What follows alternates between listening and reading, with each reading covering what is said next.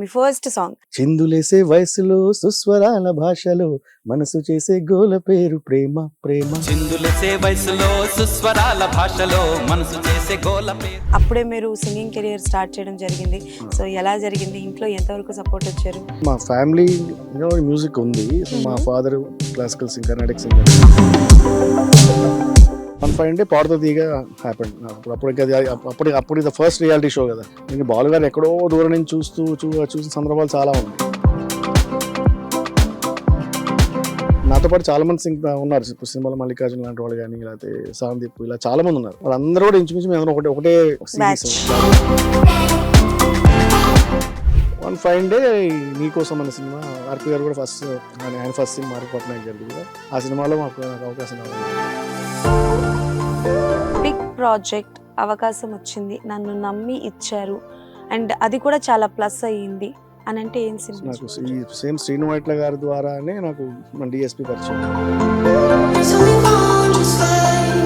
ఉదయకిరణ్ గారు అంటే మీ 6 months before కలిసారు, ఆటకి అన్నారు కదా. ఎప్పుడైనా ఆయన డిప్రెషన్ లో కనిపించడం కానీ? బయట ఎప్పుడు అసలు అంత సడన్ గా ఒక డెసిషన్ తీసుకుంటారని ఎవరో ఊహించలేదు. నా పాట అంత పాపులర్ అయిందని నాకు ఎప్పుడో అది వచ్చిన ఒక 5-6 సంవత్సరాలకేం తెలియదు. ప్రియ ప్రియ అంటూనా మది సదా నిన్నే పిలుస్తున్నది, దహించు ఏకాంతమీ సహించలేనన్నది. ప్రియ ప్రియ అంటూనా మది. ఒక పాట మీరు పాడి ఫైనల్ అయ్యి మూవీ రిలీజ్ అయ్యాక పాట లేకుండా ఉండడం జరిగిందా? ఈడియట్ లో చూపులతో గుచ్చి ఒక సినిమాలో మీకు పాడే ఆఫర్ వస్తే ఒక హీరో వద్దన్నారు, బట్ స్టిల్ మీరు ఆ పాట పాడారు, పాట సూపర్ హిట్ అయింది. హే viewers, hi, welcome to buzz media. నేను మీ అంజలి. ఎస్, సో ఈ పాటలన్నీ వింటున్నప్పుడు ఎప్పుడు అనుకునేదాన్ని అనమాట. సో ఎప్పుడైనా ఒకసారి ఈ పాట పాడిన వాళ్ళందరినీ కలవాలి అని చెప్పేసి. So right now it happens, ఇప్పుడు అయిందనమాట. ఎస్, ఎన్నో మంచి మంచి పాటలు ఎన్నో సినిమాల్లో పాడి మనల్ని ఎంతగానో అలరించినటువంటి వేణు శ్రీరంగం గారు ఈ రోజు మనతో పాటు ఉన్నారు. ఆయనతో మాట్లాడి చాలా విషయాలు తెలుసుకుందాం. హాయ్ సార్, నమస్తే. నమస్తే. ఎలా ఉన్నారు? గుడ్. ఫైనలీ ఎప్పటి నుంచో అనుకుంటున్నాను కలుద్దాం, మాట్లాడదామని. చాలా సార్లు అడిగారు. ఫైనలీ ఒక మంచి పాటతో స్టార్ట్ చేద్దామా? ఎస్, ఒక మంచి పాట, మీ ఫస్ట్ సాంగ్ అంటే కూడా ఐ కెన్ సే చిందులేసే వయసులో సుస్వరాల భాషలో మనసు చేసే గోల పేరు ప్రేమ ప్రేమ. గుప్పెడంత గుండెలో ఆకాశమంత గ్రౌండ్లో మనసులాడే ఆట పేరు ప్రేమ ప్రేమ. ఇంకా ఉంది, బట్ నాకు లిరిక్స్ గుర్తులేదు ప్రస్తుతానికి. చాలా అయిపోయింది పాడి. యా, సో అంటే లైక్ మీ కెరియర్ కొంచెం డీప్ నుంచి ఫస్ట్ నుంచి వెళ్దాం. బికాజ్ మీరు యాజ్ అన్ సింగర్ గా పాడిన పాటల ద్వారా మాకు తెలుసు. అఫ్ కోర్స్ చాలా ఇంటర్వ్యూలో చెప్పే ఉంటారు, బట్ స్టిల్ అంటే లైక్ ఒక సింగర్ గా కెరియర్ స్టార్ట్ చేస్తామంటే ఇప్పుడే ఒప్పుకోరు. లైక్ లైక్ ఇది జనరేషన్ మారిపోయినా ఇప్పుడే ఒప్పుకోరు, బట్ అప్పుడే మీరు సింగింగ్ కెరియర్ స్టార్ట్ చేయడం జరిగింది. సో ఎలా జరిగింది? ఇంట్లో ఎంతవరకు సపోర్ట్ వచ్చారు? ఇంట్లో డెఫినెట్ గా మంచి సపోర్ట్. అంటే నాకు ఒకటంటే మా ఫ్యామిలీ మ్యూజిక్ ఉంది. సో మా father classical singer, Carnatic singer. మా మేనత్త గారు శ్రీరంగ గోపాలరత్నం గారు అని చెప్పి పద్మశ్రీ అవార్డు. సో మ్యూజిక్ అనేది ఉంది. కాకపోతే ఏంటంటే సినిమాల వైపు వస్తాను లేదనేది అప్పటికి ఇంకా నాకు అంత అవేర్నెస్ లేదు అప్పటికి. బట్ ఏంటంటే over the course of time అంటే నాకు జనరల్ కాంపిటీషన్స్కి వెళ్ళిపోతూ ఉండేవాడిని, పాడేస్తూ ఉండేవాడిని. మెయిన్ ఏంటంటే ఫస్ట్ నాకు మ్యూజిక్ ఉంది, నేర్చుకుంటున్నాను. బట్ సినిమాలో పాడాలా లేకపోతే ప్యూర్ కర్ణాటిక్ కచేరీలు చేయాలా అనేది ఒక దీనిలోనే ఉండిపోయేవాడిని, ఆ డైలమాలో ఉండిపోయేవాడిని. సరే, కాంపిటీషన్స్కి వెళ్తూ ఉండేవాడిని, ఎక్కడ ప్రోగ్రామ్స్ జరిగినా వెళ్ళిపోతుండేవాడిని, అలా పార్టిసిపేట్ చేస్తుండేవాడిని నా ఇంట్రెస్ట్ కొద్ది. 1 డే పాడుతో తీగా హ్యాపెండ్. అప్పుడు ఇది ఫస్ట్ రియాలిటీ షో కదా. ఫస్ట్ ఒక షో టీవీలో కాంపిటీషన్, అందులోనూ తెలుగులో వన్ అండ్ ఓన్లీ బాలు గారు కండక్ట్ చేయడం అనేది ఇట్ వాజ్ లైక్ మా అందరికి ఒక డ్రీమ్. సో బాలు గారిని ఫస్ట్ పాయింట్ బాలు గారిని కలవచ్చు, మాట్లాడచ్చు, ఆయన ముందు నుంచి పాడచ్చు. సో ఇవన్నీ అంటే మనకు అందరూ గెలుస్తా దట్ సెకండరీ. బాలు గారు ఎక్కడో దూరం నుంచి చూసిన సందర్భాలు చాలా ఉన్నాయి. ఒక్కసారి దగ్గరికి వెళ్ళి చూస్తే చాలా అనుకునే పరిస్థితి నుంచి లక్కీగా అవకాశం రావడం, వారితో దిగానికి సెలెక్ట్ అవ్వడం, ఆఫ్ కోర్స్ నేను ఫైనల్స్ దాకా రాలేదు కానీ సెమీస్ దాకా వచ్చాను. బట్ స్టిల్ బట్ ఒక ఎపిసోడ్ వెళ్ళినా నాకు చాలా హ్యాపీ ఫీల్ అయ్యాను నేను. ఓకే. ఆయన ముందు అలా నించుని ఆయన ఎదురుగా నించుంటే అలా నించుని అసలు నాకు ఫస్ట్ అక్కడ ఏమి అంతా బ్లర్ అనమాట, ఏం తెలియలే. సో అంత పిచ్చి ఉండేది బాలుగారు అంటే మనకి. సో అదొక వండర్ఫుల్ ఆపర్చునిటీ అందరికి. అప్పుడు మా జనరేషన్ వాళ్ళందరికీ కూడా ఇంచుమించు నాతో పాటు ఎవరైతే తర్వాత ఇండస్ట్రీకి వచ్చి సినిమాలో పాడారో వాళ్ళు ఆల్మోస్ట్ అందరం 95% అందరూ కూడా అక్కడి నుంచి వచ్చి ప్లాట్ఫామ్ అందరికి అక్కడే స్టార్ట్ అయింది ఓకే. కెరియర్లు అందరివి కూడా. అవును, సో అలాగే చాలా వరకు. ఇప్పుడు నాతో పాటు చాలా మంది ఉన్నారు. ఇప్పుడు సినిమాలో మల్లికార్జున లాంటి వాళ్ళు కానీ, లేకపోతే సాందీప్, ఇలా చాలా మంది ఉన్నారు. వాళ్ళందరూ కూడా ఇంచుమించు మేము ఒకటే బంచ్ బ్యాచ్ అనమాట. ఓకే. సో అంటే డిఫరెంట్ సిరీస్ లో పాడాం అందరం. సో అందరం సినిమాలోకి వచ్చి సినిమాలో పాడాం ఆల్మోస్ట్ ఆ బ్యాచ్ అందరం కూడా. సో అట్లా స్టార్ట్ అయింది. ఫస్ట్ అక్కడే డిసైడ్ అయింది ఏంటంటే సినిమాలో పాడాలని. అప్పుడు ఒక క్లారిటీ వచ్చింది. అప్పటిదాకా క్లారిటీ లేదు. ఓకే. అప్పుడు క్లారిటీ తీసేసుకున్నాను మైండ్ లో. మరి ఇంట్లో చెప్పాక ఏమన్నారు? డెఫినెట్ గా సినిమాలు అంటే మ్యూజిక్ లో ఉండాలనేది తెలుసు. మ్యూజిక్ లో ఉండడం తప్పు ఎవరు అనరు, ఎందుకంటే మా ఇంట్లో ఆల్రెడీ మ్యూజిక్ ఉంది కాబట్టి. బట్ సినిమాల వైపు అంటే అప్పటికి ఇందాక మీరు చెప్పినట్టు సినిమాల వైపు వెళ్ళడం అనేది అప్పటికి అంత రిలయబుల్ కాదు. సిచ్యువేషన్ పరిస్థితి లేదు, అంత ఎంకరేజింగ్ లేదు, ఇంకా లేదు. లోకల్ సింగర్స్ అప్పటికి కూడా ఏంటంటే ఇంకా బాలు గారి ఇది నడుస్తుంది, ఏకచిత్రాధిపత్యం నడుస్తూ ఉండింది అనమాట ఆయనే ఈ పాటలు అంటే. సో ఈ కొత్త సింగర్స్, డిఫరెంట్ సింగర్స్ అనేది తర్వాత వచ్చింది. సో అది ఎంతవరకు మనకి రిలయబుల్, దాని మీద ఒక కెరియర్ లాగా ఎంతవరకు తీసుకోవచ్చు అనేది మాత్రం కొంచెం డైలమా ఉంటుంది కదా. బట్ ఇనిషియల్ గా నేను ఏంటంటే ఒకటేసారి దీనికి రాకుండా నాకు సంపాదన కోసం నేను జాబ్ చేసేవాడిని. పార్ట్ టైం లాగా ఒక మార్కెటింగ్ జాబ్ చేసుకుంటూ నేను సంపాదించుకుంటూ మ్యూజిక్ నేర్చుకుంటూ ఇటు వచ్చి స్టూడియోలు కోరస్లు పాడేవాళ్ళం. సో ట్రాక్స్ పాడేవాడిని, అలా అందరు మ్యూజిక్ డైరెక్టర్స్ కలిసేవాడిని. వన్ ఫైన్ డే నీకోసం అనే సినిమా, ఆర్పి గారు కూడా ఆయన ఫస్ట్ సినిమా, ఆర్పి పట్నాయక్ గారిది కూడా. సో అప్పుడంతా కొత్త సింగర్స్, ఎందుకంటే ఆ సినిమాకి బడ్జెట్ ఎక్కువ లేదు. సో కొత్త సింగర్స్ కావాలి, అందుకని ఆ క్రమంలో ఆ సినిమాలో నాకు అవకాశం రావడం జరిగింది. సో సినిమాటిక్ లాగా ఉంటుంది ఇది చెప్పాలంటే, సినిమాటిక్ ఎక్స్పీరియన్స్ లాగా ఉంటుంది. సో అలా ఇట్ హ్యాపెండ్. అది నా ప్రయాణంలో అదొక ఇదనమాట. ఆర్పి గారు పరిచయం అవడం, శ్రీను వైట్ల గారి పరిచయం అవడం. సో ఇద్దరు పరిచయం అవడం అనేది నాకు ఒక ప్లస్ అయింది. సో అలా స్టార్ట్ అయింది నా కెరీర్. అంటే దాని ముందు నేను ట్రాక్స్ కోరస్ చాలా పాడాను, కానీ నా వేణు అనే పేరు నా క్యాసెట్ మీద ఫస్ట్ టైం చూసుకోవడం ఆ సినిమాతో జరిగింది. ఓకే. అండ్ మీరు చాలా అంటే like chorus and background sound పాడారని చెప్పారు కదా. సో ఏం సినిమాకి ఫస్ట్ పాడింది ఈ సినిమా? అంటే సినిమాల కంటే కూడా చాలా ఎక్కువ అనేసి ఒక సినిమాని కాదు అది. నీ ప్రైవేట్ సాంగ్స్, డివోషనల్స్ అయినా ఏదైనా సరే వెళ్ళి పాడేవాళ్ళం. మనకు రికార్డింగ్ వెళ్ళాలనేది ఒక పిచ్చి అనమాట. రికార్డింగ్ చేయాలి, పాడాలి, మన వాయిస్ వినిపించాలని ఒక ఉండేది. అది ఇంకా ఈ సినిమా అదే ఉండదు మనకి. ఏదైనా రికార్డింగ్ ఉంటే వెళ్ళిపోవడం అంతే. అలా వెళ్ళేవాడు. ఆల్మోస్ట్ డే అండ్ నైట్స్ పాడేవాడు. ఎన్ని ఇయర్స్ ఆఫ్ స్ట్రగుల్ అంటే ఒక సినిమా నీకోసం అన్నది వచ్చింది, పాడారు. అంటే స్ట్రగుల్ అంటే అంత పెద్ద స్ట్రగుల్ అని స్ట్రగుల్ అయిన లైఫ్ ఏం కాదు, కానీ తిరిగేవాళ్ళం కదా. బట్ బైక్ లో స్టూడియోస్ చుట్టూ తిరిగి మ్యూజిక్ డైరెక్టర్స్ క్యాసెట్స్ ఇవ్వడం, లేదా పాడే వినిపించడం, ఇలాంటివి జరుగుతుండేది. తొందరగా యాక్సెప్ట్ చేయదు. అప్పటికే కొత్త వాయిస్ ని అంత ఓపెన్ హార్టెడ్ గా యాక్సెప్ట్ చేసే సిచ్యువేషన్ ఇంకా అప్పటికి పూర్తిగా రాలేదు.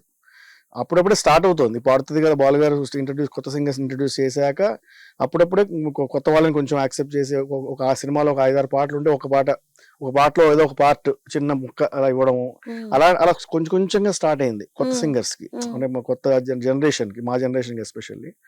సో అట్లా స్టార్ట్ అయ్యాం. నేను చెప్పినట్టుగా ఏంటంటే ఈవెన్ నీకోసం పాడిన తర్వాత కూడా నేను చాలా రోజులు ఇంకా కోరస్లు పాడుతూ ఉండేవాడిని. నేను అది ఎప్పుడు ఆపలేదు. కోరస్ పిలిచేవాళ్ళు. బిగ్ ప్రాజెక్ట్ అవకాశం వచ్చింది, నన్ను నమ్మి ఇచ్చారు, అండ్ అది కూడా చాలా ప్లస్ అయ్యింది అని అంటే ఏం సినిమా? బిగ్ ప్రాజెక్ట్ అన్న కానీ, బట్ నాది ఫస్ట్ ఇంకోటి ఏంటంటే నాకు ఈ సేమ్ శ్రీను వైట్ల గారి ద్వారానే నాకు మన డిఎస్పి పరిచయం అవడం. సో తన అలా పరిచయం అవడం, అప్పటికి తను కొత్తే. ఇంకా అప్పటికి తను కూడా ఇంకా తన ఫస్ట్ సినిమా ఒకటే సినిమా రిలీజ్ అయింది తంది. నాకు పరిచయం అయినప్పటికీ ఒకటే సినిమా రిలీజ్ అయింది, నవ్వుతూ బతకాలని ఏదో సినిమా రిలీజ్ అయింది. ఇంకా తను కొత్త ఇండస్ట్రీకి. బేసిక్ అంటే హైదరాబాద్ కొత్త. అప్పుడు హైదరాబాద్ లో ఎవరికి తెలియదు డిఎస్పి అంటే ఫలానా సత్యమూర్తి గారి అబ్బాయి అని తెలుసు, బట్ అప్పుడు ఇంకా ఈజ్ నాట్ దట్ పాపులర్ కదా. సో అలా ఆ టైంలో పరిచయం అయింది మాకు. సో అలా వీఆర్ మోర్ లైక్ నాకు అలా పరిచయం అవ్వడం, నా వాయిస్ విని తను హీ వాంటెడ్ టు ట్రై కలుసుకోవాలనే సినిమాలో ఒక పాట ట్రై చేద్దాం అని చెప్పి ట్రాక్ పాడిచ్చాడు. ఫస్ట్ ట్రాక్ పాడించి తర్వాత దాన్ని వాళ్ళకి వినిపించి డైరెక్టర్ వాళ్ళకి వినిపించి ఓకే చేసి అలా ఫస్ట్ నాకు అంటే కొంచెం నోటెడ్ సినిమా. ఇప్పుడు ఉదయ్ కిరణ్ హీరో, అప్పుడు Uday Kiran was so popular, ఇది కదా, సో హాట్ అప్పుడు ఉదయ్ కిరణ్ చెప్పాలంటే కొత్త. సో అలా చూసుకుంటే కలుసుకోవాలని వాజ్ మై ఫస్ట్, అంటే కొంచెం సోలోగా, అంటే నేను సోలో రిలీజ్ అంటే నాది ఫస్ట్ కలుసుకోవాలని. Yeah. ఓకే. సో అంటే లైక్ ఉదయ్ కిరణ్ గారిని కలవడం కానీ మాట్లాడడం అంటే కానీ ఎలా ఆడియో ఉండేది? ఫంక్షన్, అదే బాగుంది. ఆ సినిమా ఆడియో ఫంక్షన్ లో కలిసాను మ్మ్. సార్, అంతే. దాని తర్వాత మళ్ళీ ఆయన చనిపోవడం ఒక 6 months ముందు 1 year ముందు ఒకసారి ఎక్కడో వీళ్ళందరూ కలిసి, ఈ బ్యాచ్ అంతా కలిసి క్రికెట్ ఆడతారు యాక్చువల్, ఫ్రెండ్స్ మ్మ్, అందరు మ్మ్, కలిసి. మ్మ్. అలా కామన్ ఫ్రెండ్ ద్వారా వెళ్ళి ఆ మ్యాచ్ చూడడానికి వెళ్ళినప్పుడు అక్కడ కలిసాను. అంటే లైక్ మేబీ అంటే like out of the box question అనుకోండి, మీకు సంబంధించింది అయ్యి ఉండకపోవచ్చు. అంటే లైక్ ఉదయ్ కిరణ్ గారు అంటే లైక్ మీ 6 months బిఫోర్ కలిసారు, Six ఆటకి months. అన్నారు కదా, ఎప్పుడైనా ఆయన డిప్రెషన్ లో కనిపించడం కానీ? బయట ఎప్పుడు అసలు అంటే అసలు అంత సడన్ గా ఒక డెసిషన్ తీసుకుంటారని ఎవరో ఊహించలేదు అసలు. ఇట్ వాస్ లైక్ అందరికి షాకింగ్. అంటే వాజ్ లైక్ మోర్, తను కలిసినప్పుడు కూడా నేను ఇంకా తను యాక్చువల్లీ నువ్వు నేను కంటే ముందు ఒకసారి కాదు, ఒక 2 సార్లు కలిసాను ఇంకా రవీంద్ర భారతిలో, అలా కొన్ని చోట కలిసి కలవడం జరిగింది. అప్పుడు ఇంకా తను వెరీ ఇనిషియల్ స్టేజ్, చిత్రం వచ్చిన మ్మ్. కొత్తల్లో. But she was very innocent. అంటే దానికి అంటే అసలు వెరీ పాజిటివ్ బేసిక్. ఏంటంటే అసలు మనం అతను సూసైడ్ చేసుకుంటాడని మాత్రం ఖచ్చితంగా అలాంటి థాట్ అతనికి వస్తుందని ఎప్పుడెప్పుడు అనుకో, ఓకే. అసలు అనిపించదు అతను చూస్తే కూడా. ఇప్పుడు నేను లాస్ట్ కలిసినప్పుడు కూడా నాకు అసలు 1% కూడా నాకు అలా అనిపించలే. ఈవెన్ తన జూనియర్స్ ఆర్టిస్ట్ అందరూ చాలా మంది వాళ్ళతో కూడా కలిసి క్రికెట్ ఆడడం, వాళ్ళతో ఆడుతూ. మ్మ్. సో ఈ was like so positive. Okay. So I never expected that. It was shock నాకైతే. ఓకే. సో వేణుగారి కెరియర్ లో కలుసుకోవాలి అన్న మూవీ వచ్చేసి turn point. And even the Uday Kiran గారి కెరియర్ లో కూడా ద బెస్ట్ వన్ అంటే మ్యూజికల్ గా యాక్చువల్ సినిమా పెద్దగా ఆడలేదు కానీ మ్యూజికల్ మ్యూజికల్ గా. గా ఇట్ వాజ్ లైక్ చాలా. ప్లస్ నాకేంటంటే అసలు యాక్చువల్ తర్వాత కానీ నా పాట అంత పాపులర్ అయిందని నాకు ఎప్పుడో అది వచ్చిన ఒక 5-6 సంవత్సరాల కానీ తెలియదు నాకు. అంటే అంటే సోషల్ మీడియా అప్పుడు అప్పుడు ఇంత సోషల్ లేదు. మీడియా లేదు, అసలు మీడియానే ఎక్కువ లేదు, అసలు మనకి మీడియానే చాలా తక్కువ అప్పటికి. మ్మ్. చాలా లిమిటెడ్ ఛానల్స్ ఉండేవి, సోషల్ మీడియా అసలు లేదు. దానివల్ల ఏంటంటే అసలు పాట ఎంత రీచ్ అయిందో కూడా తెలియదు నాకు. తర్వాత ఎప్పుడో నేను stage show start full fledged గా ఒక స్టేజ్ ఈవెంట్స్ చేయడం మొదలెట్టిన తర్వాత ఒక్కళ్ళు వచ్చి నాకు మీ ప్రియా మీ కలుసుకోవాలని పాట మాకు చాలా ఇష్టం అండి అని చెప్తుంటే, అప్పుడు పాట ఇంతమంది తెలుసా, ఇంతమందికి ఇష్టమా అని షాక్ Okay. అనమాట. గుర్తుందా ఒక 2 lines పాడతారా? అది అసలు డెఫినెట్ గుర్తుంటుంది. Super. So yes 2 lines. Priya Priya అంటూ నా మది సదా నిన్నే పిలుస్తున్నది, దహించు ఏకాంతమే సహించలేనన్నది, యుగాల ఈ దూరమే భరించలేనన్నది, విన్నానని వస్తానని జవాబు ఇమ్మన్నది. వావ్! ఓ మై గాడ్, వింటుంటే అలా యాక్చువల్లీ 3 వినాలనిపిస్తుంది. వర్షన్స్ ఉంటుంది సినిమాలో, బట్ ఈ పర్టికులర్ వర్షన్ నేను పాడాను. Okay, done. 3 వర్షన్స్ ఉంటుంది ఇది. Yes. ఒకటి సుమంగళి సోలో ఉంటుంది, ఒకటి నాది సుమంగళి డ్యూయట్ లాగా అనమాట. అవును, అవును. అండ్ అంటే లైక్ మీరు కోరస్ పాడేవారు, సోలో సాంగ్స్ కూడా పాడేవారు. బట్ ఏదైనా ఒక పాట మీరు పాడి ఫైనల్ అయ్యి మూవీ రిలీజ్ అయ్యాక ఆ పాట లేకుండా ఉండడం జరిగింది? అవి కూడా యాడ్ అయితే నాకు ఇంకో 100 సాంగ్స్ యాడ్ అయ్యాయి నాకు. అలా అంటే చాలా ఉన్నాయి. యప్. అంటే మొదట్లో కొంచెం ఫీల్ అయ్యండి. Which one the first one? Actually my question was that. Idiot లో చూపులతో గుచ్చి గుచ్చి ట్రాక్ పాడాను నేను. ఓకే. అంటే ఒకటే శంకర్ దాదా ఎంబీబీఎస్ లో యాక్చువల్ అది ముందే తెలుసు నాకు, బట్ అది title song, Shankar Dada title song. First నేను పాడాను, నా ట్రాక్ తోనే షూటింగ్ జరిగింది యాక్చువల్గా. తర్వాత మనవన్న పాడారు, బట్ అది తెలుసు నాకు, అది తెలిసే జరిగింది. ముందే చెప్పారు తను, దేవి ముందే చెప్పారు నాకు అది. బట్ అలా తెలియకుండా పోయినా చాలా ఉన్నాయి. ఎగ్జాంపుల్ మాత్రం ఐడియట్ సాంగ్ అది, అంటే అలాంటివి చాలా ఉన్నాయి. వేరే వాళ్ళవి, వేరే మ్యూజిక్ డైరెక్టర్స్, అది చక్రీ మ్యూజిక్ దానికి. బట్ ఆ ట్రాక్ పాడాను, అయితే ఫైనల్ అవుతుంది అన్నాడు తను, ఫైనల్ చేద్దాం అన్నారు, బట్ అది కుదరలేదు. అందుకోసం వాళ్ళకి శంకర్ మాధవన్ గారు కావాలనుకున్నారు. ఓకే. సో సింగర్ గా కెరియర్ వెళ్తాము అని అంటే చాలా మంది భయపడేది ఏంటి అని అంటే, ఎవరు ఏ పని చేసినా చేసేది డబ్బు కోసం కాబట్టి.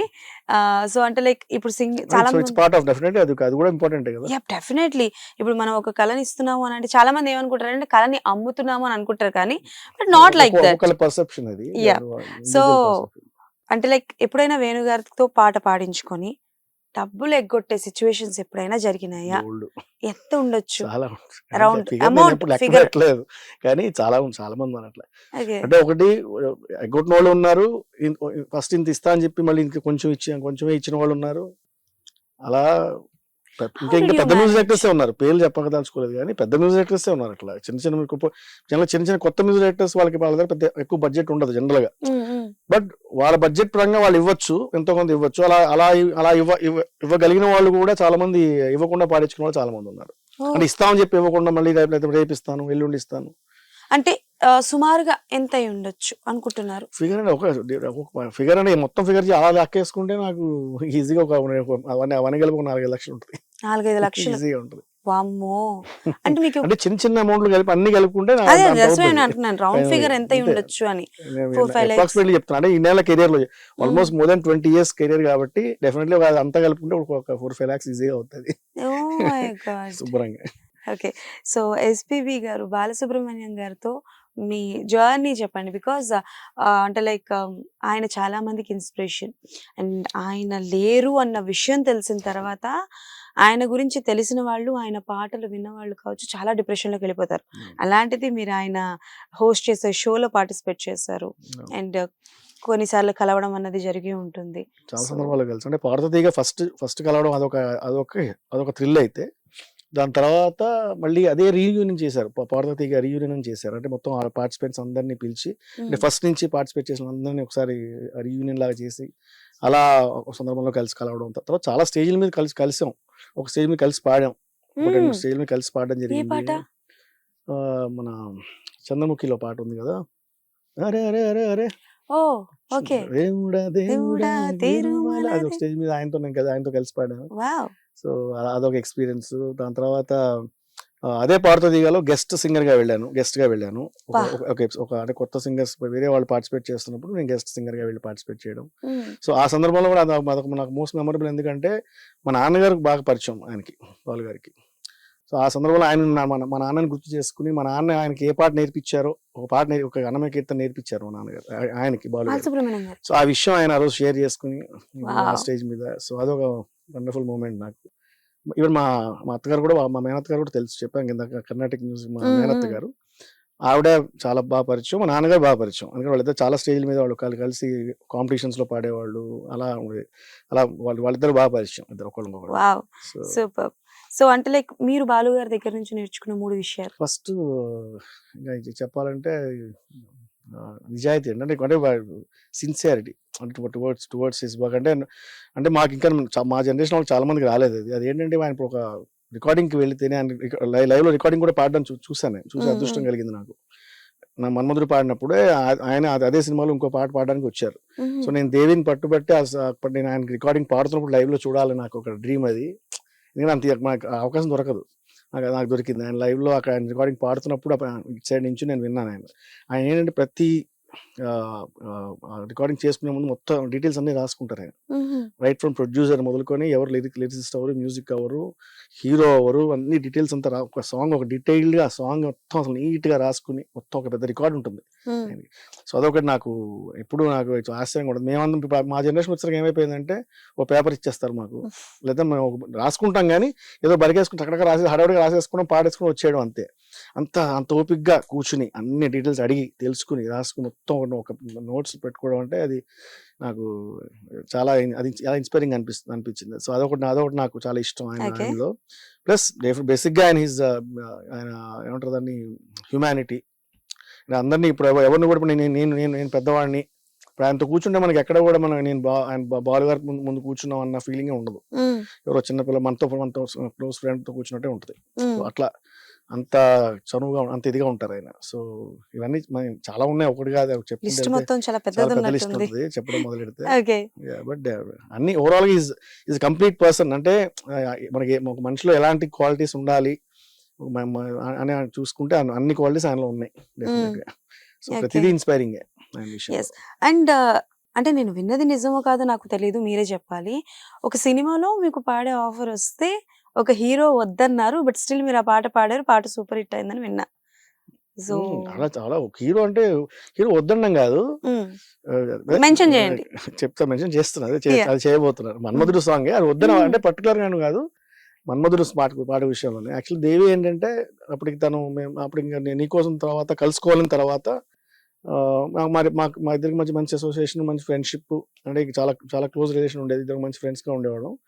తను ఇంటెన్షనల్ గా వేణుకి హిట్ ఇవ్వాలి అని ఒక, అంటే తను చేస్తున్న ఫస్ట్ ఒక పెద్ద సినిమా అప్పటిదాకా తను చేసినవన్నీ కూడా ఖడ్గము ఇలా కొంచెం మీడియం బేస్ సినిమాలు ఉండేవి. ఫస్ట్ టైం ఒక స్టార్ కి తను చేయడం ఆ సినిమా చేస్తున్నప్పుడు వేణుకి ఖచ్చితంగా ఇవ్వాలి అని తను ఇంటెన్షనల్ గా ఇచ్చిన పాట అది. అయితే తను ఏంటంటే అప్పటికి కూడా నేను చెప్పినట్టు ఇంకా కొత్త వాయిసెస్ ఇంకా అంత ఓపెన్ హార్టెడ్ గా పాడించగానే ఓకే చెప్పేసి అంత బ్రాడ్ మైండ్ అప్పుడు ఇంకా జనాలకి ఇక్కడ వాళ్ళకి ఇంకా లేదు. సరే పాడించారు, ఆబ్వియస్లీ వినిపించారు. నాగార్జున గారికి వినిపించినప్పుడు ఆబ్వియస్లీ వాళ్ళు ఆల్టర్నేట్ సజెస్ట్ చేస్తారు కదా. ఇప్పుడు ఆ టైంలో ఎవరు పాపులర్ ఉన్నారు, ఎవరు మోస్ట్ హ్యాపెనింగ్ ఉన్నారు, వాళ్ళని సజెస్ట్ చేస్తారు. అలా రెండు మూడు పేర్లు ఆయన సజెస్ట్ చేశారట. బట్ లేదు సార్, ఈయన వేణు వాయిస్ పర్ఫెక్ట్ గా సూట్ అయింది, ఈ పాటకి పర్ఫెక్ట్ యాప్ట్ది, ఇంకో వేరే ఏదైనా బాగుంది, అంత సెట్ అవ్వదు అని చెప్పి తను ఆయన కన్విన్స్ చేసి దేవి చేసి నా వాయిస్ లో ఉంచాడు అనమాట. తను నా వాయిస్ లో ఉంచడం జరిగింది. సో ఇదంతా అసలు యాక్చువల్ ఆ పాట కూడా ఏంటంటే నాకు తను చెన్నై నుంచి కాల్ చేసి ఫోన్ లోనే ట్యూన్ వినిపించి నాకు, అంటే ఎందుకు పర్టికులర్ ఈ పాయింట్ చెప్తున్నానంటే అది ఆ పాట నా కోసమే పుట్టిందని, అంటే అది అదే అంటారు కదా ప్రతి గింజ మీద పేరు ఉంటుంది, అలా ఆ పాట మీద ఎగ్జాక్ట్లీ. సో ఖచ్చితంగా ఆ పాట నా కోసమే పుట్టిందని నాకు నేను గ్యారంటీ నమ్ముతాను. ఎందుకంటే తను చెన్నై నుంచి కాల్ చేసి ఫోన్ లోనే నాకు అటు నుంచి తన కీబోర్డ్ ప్లే చేస్తూ ట్యూన్ ప్లే చేస్తూ నేను ఏ శృతిలో కంఫర్టబుల్ గా ఉన్నానో చూసుకుని, ఈ శృతి మీకు ఓకేనా, ఒక 4-5 శృతులు వాయించాడు తను, కార్డ్స్ వాయించి ఈ స్కేల్ ఓకేనా, ఈ స్కేల్ ఓకేనా, ఏది ఓకే అని చెప్పి పర్టికులర్ స్కేల్ ఇది నాకు ఓకే అన్నాక అదే స్కేల్లో దాన్ని కంపోజ్ చేశాడు. సో దానివల్ల ఏంటంటే నేను పాడినప్పుడు కూడా, పాడిన తర్వాత చాలా మందికి అంత పర్ఫెక్ట్ గా అంత అలా రావడానికి కారణం కూడా అదే ఏంటంటే నా కంఫర్ట్ శృతిలో తను కంపోజ్ చేయడం, అదొక లక్ నాకు. సో ఇందాక మీరు అన్నట్టు సినిమా రిలీజ్ అయ్యి ఆ పాట సూపర్ హిట్ అయిన సంగతి నాకు కూడా తెలియదు అన్నారు.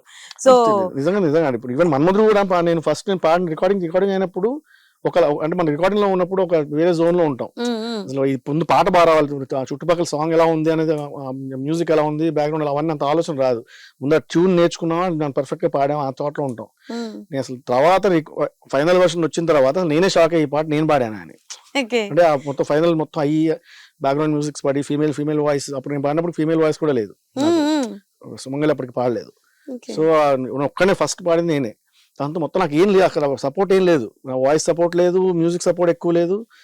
అసలు సడన్ గా ఫైనల్ గా లాస్ట్ లో సినిమా మన సాంగ్ రిలీజ్ అయినప్పుడు చూస్తే వింటే సో నాకే బ్లోడ్ అయిపోయింది, నేనే పాడాను ఈ పాట అని. సో అంత షాక్ అయ్యాను. బట్ డెఫినెట్ ఆ సాంగ్ ఇప్పుడు నాగార్జున గారి కెరీర్ లో కూడా అది one of the best songs. అది ఇప్పటికీ టోటల్ ఆల్బమ్ కూడా అన్ని పాటలు బాగుంటాయి. ఎస్పెషల్ నాకు డెఫినెట్లీ నా పాట నాకు ముద్దు కాబట్టి డెఫినెట్లీ కొంచెం ఎక్స్ట్రా ఇది అనమాట. ఓకే. అండ్ రీల్స్ వచ్చిన తర్వాత కావచ్చు, టిక్ టాక్ వచ్చిన తర్వాత కావచ్చు, ఈ పాటదే సమ్ లిరిక్స్ చాలా ఫేమస్ అయ్యాయి. ఎందుకో తెలియదే కంగారు పెడుతున్నదని అదొకటి లిరిక్స్ చాలా బాగా ఫేమస్ అయ్యాయి.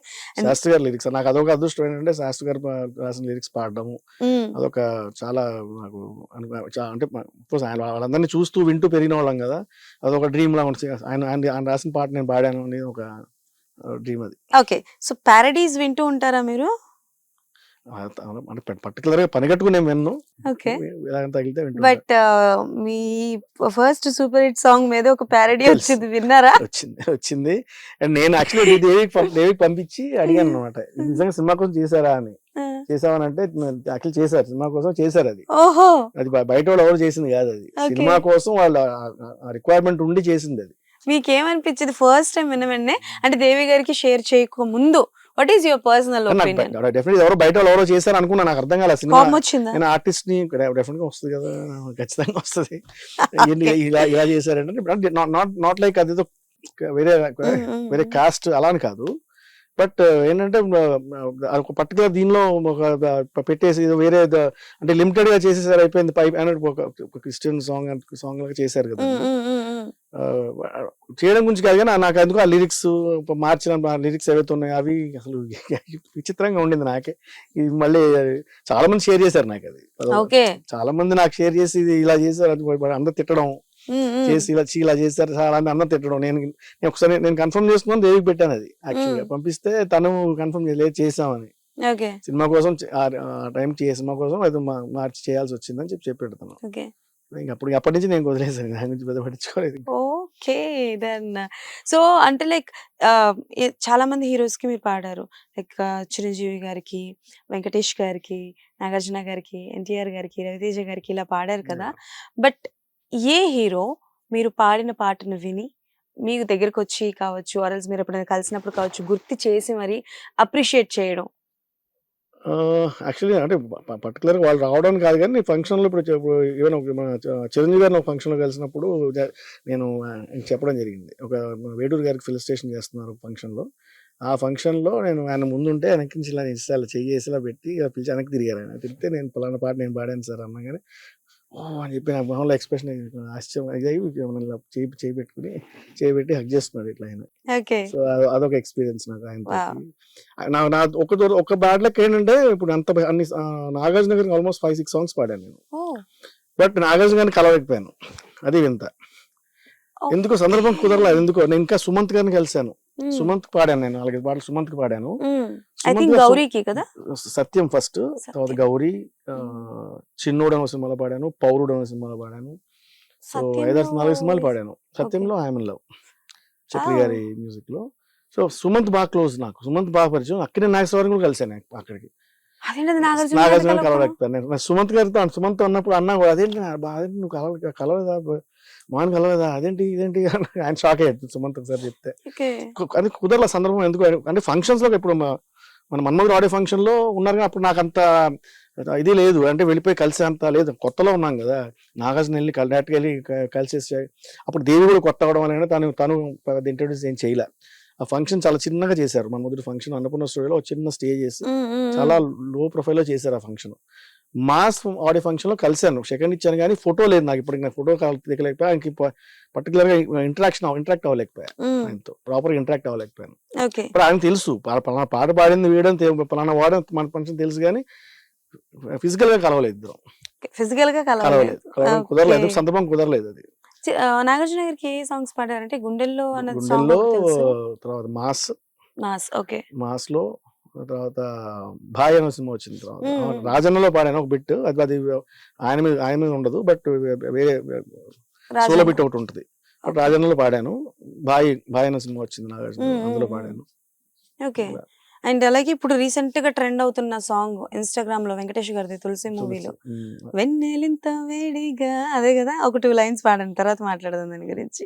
వెన్నెలింత వేడిగా ఎండ ఇంత చల్లగా ఉండేలాగా చేసావే ఓ ప్రియా, చేదు ఇంత తీయగా బాధ కూడా హాయిగా ఉంటుందని నేర్పావే ఓ ప్రియా, చీకట్లో సూర్యుడు పొద్దున్నేమో జాబిల్లి వచ్చాయే నువ్వే నవ్వంగా, నేలపై మేఘాలు ఆకాశంలో గోదారి చేరాయే నిన్నే చూడగా, వెన్నెలింత వేడిగా ఎండ ఇంత చల్లగా ఉండేలాగా చేసావే ఓ ప్రియా. Wow, super sir. అండ్ అంటే లైక్ వెంకటేష్ గారితో కలవడం, మాట్లాడడం లాంటివి? వెంకటేష్ గారికి 1-2 సందర్భాలు కలిసాను. ఆయన తెలుసు పరిచయం, అంటే పరిచయం చేశారు, వేరే కామన్ ఫ్రెండ్ ద్వారా పరిచయం జరిగింది, కలిసాను. ఆయన ఇచ్చిన అప్రిషియేషన్ ఏంటి? దానికి 2 పాటలు అప్పటికే నేను కలిసినప్పటికీ నేను 2 పాటలు పాడాను, తులసి అండ్ నమో వెంకటేశ్. 2 సినిమాల్లో పాడాను ఆయనకి. అది రెండు మంచి పాట, 2 హిట్ సాంగ్స్. సో దానివల్ల వెంటనే ఆయనకి అర్థమైంది ఆయనకి. సో చాలా బాగా ఇంటరాక్ట్ అయ్యాను, షూటింగ్ లో కలిసాను. ఓకే. ఎలా ఉంటారు జనరల్ గా వెంకటేష్ గారు? వెరీ కూల్ అసలు. ఆయన కామెడీ టైమింగ్ అదిరిపోతుంది అంటారు. అంటే బయట అలా ఉండరు, అంత కామెడీ అని చేయరు కానీ, but is very dignified person, చాలా కూల్ పర్సన్, అసలు సో పాజిటివ్ కూల్ పర్సన్. అంటే ఉండదు యాటిట్యూడ్ కనబడదు మనకి. ఆ లొకేషన్ లో కలిసాను, షూటింగ్ లో కలిసాను, ఏదో షూటింగ్ లో. సో అలా నాకు ఆ సినిమా కో డైరెక్టర్ నా ఫ్రెండ్ అనమాట ఆ పర్టికులర్ సినిమాకి. సో అలా తను తీసుకెళ్ళి నేను వస్తా అని చెప్పి వెళ్ళి కలిసి పరిచయం చేసుకుని వాళ్ళ అన్న మీకు పాడానని చెప్పాను, కలిసి చాలా బాగా మాట్లాడారు. ఓకే. అపార్ట్ ఫ్రమ్ డిఎస్పి గారు మిమ్మల్ని నమ్మి మీ టాలెంట్ ని నమ్మి మీకు అవకాశం ఇచ్చిన directors, music directors? First actually first సినిమా ఆర్పీకి పాడాను, ఆర్పీ గారికి పాడాను. బట్ అన్ఫార్చునేట్ తర్వాత కుదరలేదు ఎందుకో, మరి అది నాకు తెలియదు, ఆయన అడగాలి, నాకు తెలియదు. బట్ నేను ఎక్కువ పాడింది అపార్ట్ ఫ్రమ్ దేవి, చక్రి గారికి ఎక్కువ పాడాను. ఆల్మోస్ట్ అరౌండ్ 50 సాంగ్స్ పాడాను చక్రికి. ఓకే. ఆయన చేసిన 100 సినిమాలో 50 సినిమాల వరకు పాడాను. 50 సినిమాల వరకు పాడారు. ఆల్మోస్ట్ ఈవెన్ తను చనిపోయిన తర్వాత కూడా ఒక సినిమా రిలీజ్ అయింది ఆడియో. లాస్ట్ లో ఇంకా ఎక్కువ పాడాను. యాక్చువల్లీ లాస్ట్ 2-3 ఇయర్స్ టైంలో అయితే ఎక్కువ పాడాను. ఓకే. మీరు పాడిన పాట సూపర్ హిట్ అయింది. బట్ అది మీరు పాడారని చాలా మందికి తెలియదు. ఏం సాంగ్ అయి ఉండొచ్చు? ఉన్నాయి, అలా చాలా అలాంటివి ఉన్నాయి, చాలానే ఉన్నాయి.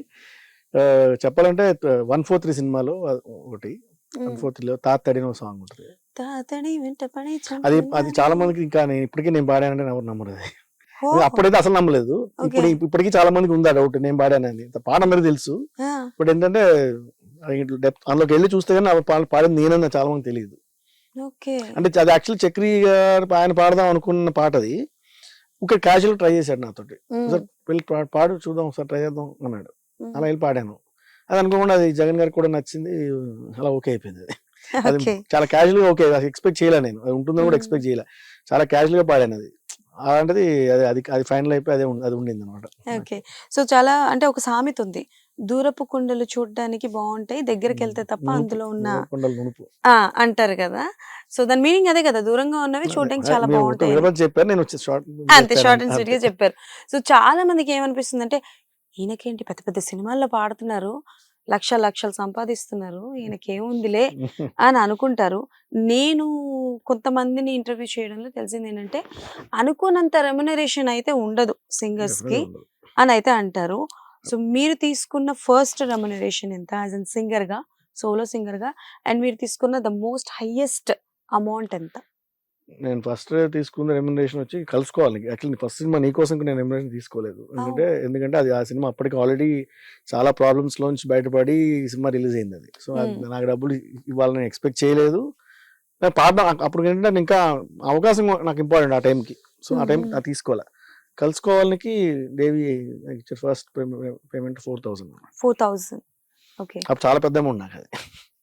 2001 ఆ టైం 2001లో 4,000 చాలా పెద్ద అమౌంట్ నాకు అది. అంటే నా రికార్డింగ్ ద్వారా, అంటే దాని ముందు కోరస్ వచ్చేది సంపాదించేవాడిని కానీ, బట్ ఇది సోలో సింగర్ గా సోలో దీనిగా నాకు వచ్చిన ఫస్ట్ పేమెంట్ అది. ఓకే. కోరస్ కి వెళ్ళేటప్పుడు ఎంత ఇచ్చేవారు? కోరస్ డిపెండ్ సాంగ్ అని బట్టి. అవి పెద్ద పెద్ద అమౌంట్ ఏమి ఉండవు. అవి చాలా తక్కువ. చాలా అప్పుడు ఇంకా సాంగ్ ఇంత, సాంగ్ 500, సాంగ్ 1000 అలా ఉండేది. చాలా నేను హైయెస్ట్ అది కూడా దేవితోనే అయింది. అది కూడా almost 35,000 for I think last తనకి వాడిన లాస్ట్ సినిమా ఇది నాకు భాయ్కి. ఓకే. సో అంటే ఇంత టాలెంట్ ఉంది, మీరు పాడిన పాటలన్నీ కూడా super hit songs. But still అంటే లైక్ పెద్ద సినిమాస్ లో, పాన్ ఇండియా లాంటి మూవీస్ లో ఇప్పటి వరకు వేణు గారు కనిపించుకోవడానికి, ఆయన పాట వినిపించుకోవడానికి రీజన్ ఏమై ఉండొచ్చు? అంటే నేను అంత అంటే ఇప్పుడు ఒకటేంటే నాకైతే స్టార్ట్ అయింది ఆల్మోస్ట్ 2000 లో స్టార్ట్ అయింది. పాన్ ఇండియా అనేది మనకి ఇప్పుడు లాస్ట్ ఈ 5-6 ఏళ్ళు 10 ఏళ్ళ లోపల వచ్చింది కదా. సో నేను నా కెరీర్ ఆల్మోస్ట్ ఇప్పటికీ ఉన్నాను, పాడుతున్నాను. బట్ స్టిల్ ఏంటంటే ఇప్పుడు జనరేషన్స్ మారుతుంటాయి. ఇప్పుడు మా తర్వాత 2 జనరేషన్స్ వచ్చాయి. ఇప్పుడు 3rd జనరేషన్ నడుస్తుంది చెప్పాలంటే. అంత ఫాస్ట్ గా ఒకప్పుడు ఏంటి ఒక ఆల్మోస్ట్ ఒక 25 ఏళ్ళు 30 ఏళ్ళు ఒకళ్ళే ఉండేవాళ్ళు సింగల్. ఫస్ట్ జనరేషన్ ఏంటి, ఘంటసాల గారు ఒక ఫేజ్ ఉండేది, ఆల్మోస్ట్ మోర్ దాన్ 20 years అలా ఆయనే ఉండేవారు. తర్వాత అంతా మొత్తం బాలు గారు ఉండేది. ఈ కొత్త సింగర్స్ ట్రెండ్ స్టార్ట్ అయిన తర్వాత ప్రతి 10 years కి మనకి జనరేషన్స్ మారిపోతున్నాయి. ఇప్పుడు ఇంకా ప్రతి 2-3 ఏళ్ళకి మారిపోతుంది జనరేషన్. ఎందుకంటే ఈ ప్లాట్ఫామ్స్ ఎక్కువైపోయాయి కదా, కాంపిటీషన్స్ ఎక్కువయ్యాయి, పాడేవాళ్ళు ఎక్కువైపోయారు, అవేర్నెస్ ఎక్కువైంది, సో నేర్చుకునే వాళ్ళు ఎక్కువయ్యారు. సో మీరు చూస్తే ప్రతి ఛానల్లో కాంపిటీషన్ వస్తుంది. ఒక్కొక్క ఛానల్ నుంచి డజన్ల కొద్ది సింగర్లు బయటకు వస్తున్నారు. సో అందులో ఎంతమందికి అవకాశం వస్తుంది పక్కన పెడితే ఆప్షన్స్ ఎక్కువైపోయాయి. అందరికీ ఉన్నాయి అవకాశాలు. మా టైంలో ఏంటంటే లిమిటెడే, తెలుగు వరకే ఎక్కువ ఉండేది. తెలుగు పాట ఉండేది. నేను కొన్ని కన్నడ పాటలు కూడా పాడాను, కొన్ని కన్నడ సినిమాలు కూడా పాడాను. బట్ ఏంటంటే లిమిటెడ్ ఆప్షన్ మాకు అప్పుడు తెలుగు వరకే ఉండేది. ప్లస్ మాకేంటంటే ఇంకోటి అప్పుడు ఇంత పాన్ ఇండియా సినిమాలు ఆ టైంలో మాకు ఎవరికి లేవు. అసలు నాగార్జున గారు పాడడమే మాకు అది చాలా పెద్ద విషయం. మాకు నాగార్జున లాంటి హీరో, వెంకటేష్ గారికి, చిరంజీవి గారికి, ఇలా వీళ్ళందరికీ పాడడం అనేది మాకు చాలా పెద్ద విషయం. అది అప్పుడు మాకు అది చాలా పెద్ద అచీవ్మెంట్. అది చాలా పెద్ద అచీవ్మెంట్ నాకు అది. ఇప్పుడు పాన్ ఇండియా అని ఇప్పుడు 5-10 ఏళ్ళ నుంచి వచ్చాయి కదా. బట్ నాకేం రిగ్రెట్స్ ఇలా ఆ విషయంలో పెద్ద. ఇప్పుడు ఎందుకంటే మారుతుంది, ఆబ్వియస్ జనరేషన్ మారుతుంది, కొత్త వాళ్ళు వస్తుంటారు. దాన్ని ఆపలేం కదా, ఎవరు ఆపగలుగుతారు. ట్రూ. ఏదైనా ఆఫర్ వచ్చి మిస్ అయిందా సార్? అంటే లైక్ ఇప్పుడు నేను సోకాల్డ్ అన్నాను కదా పాన్ ఇండియా మూవీస్ అని. సో ఏదైనా ఒక మూవీలో ఆఫర్ వచ్చి మిస్ అయిపోవడం డ్యూ టు డేట్ కావచ్చు, లేదంటే మీరు కొంచెం బిజీ ఉండడం కావచ్చు, ఆర్ ఎల్స్ పాడించుకొని సెట్ అవ్వకపోవడం కావచ్చు. అదే అన్ని రకాలు రీసెంట్ టైం అన్ని రకాలు రీసెంట్ గా ఏం లేదు. రీసెంట్ గా పాడడం తక్కువ కంపేరిటివ్ ఇప్పుడు తక్కువే. ఒకప్పుడు ఏంటంటే రెగ్యులర్ గా ఆల్మోస్ట్ ఎవ్రీ డే 2 days ఒకసారి ఏదో రికార్డింగ్ వర్క్ ఉండేది. ఇప్పుడు అంత విగరస్ గా లేదు. డెఫినెట్లీ నెలలో ఒక 2-3 రికార్డింగ్స్ పాడతాను. ప్లస్ నా జోన్ లో నేను కంఫర్ట్ లో ఉన్నాను. నాకు ఒక అకాడమీ పెట్టుకున్నాను, నేను ఇంకోళ్ళు నేర్పిస్తున్నాను. సో నేను ఆ జోన్ లో ఉన్నా ప్రస్తుతానికి. మధ్యలో వర్క్ వస్తే పిలిస్తే వెళ్తున్నాను, పాడుతున్నాను. ఇప్పుడు ఆయన కూడా పాడాను రీసెంట్ గా. అంటే మిక్కీ జమేర్ కి అన్ని మంచి శకునంలో పాడాను. తర్వాత విశాల్ చంద్రశేఖర్ అని మన సీతారామం న్యూస్ రైటర్, ఆయనది ఒక సినిమా పాడాను, శాంతాల అని. ఆయనకు ఒకటి పాడాను. సో ఇట్లా అది కాకుండా వేరే చిన్న సినిమాలు చాలా పిలిచేవాళ్ళు ఉన్నారు. వెళ్తాం, పాడతాం, వస్తాం. వేణుగారు పాడడమేనా, డబ్బింగ్ ఎప్పుడైనా చెప్పారా?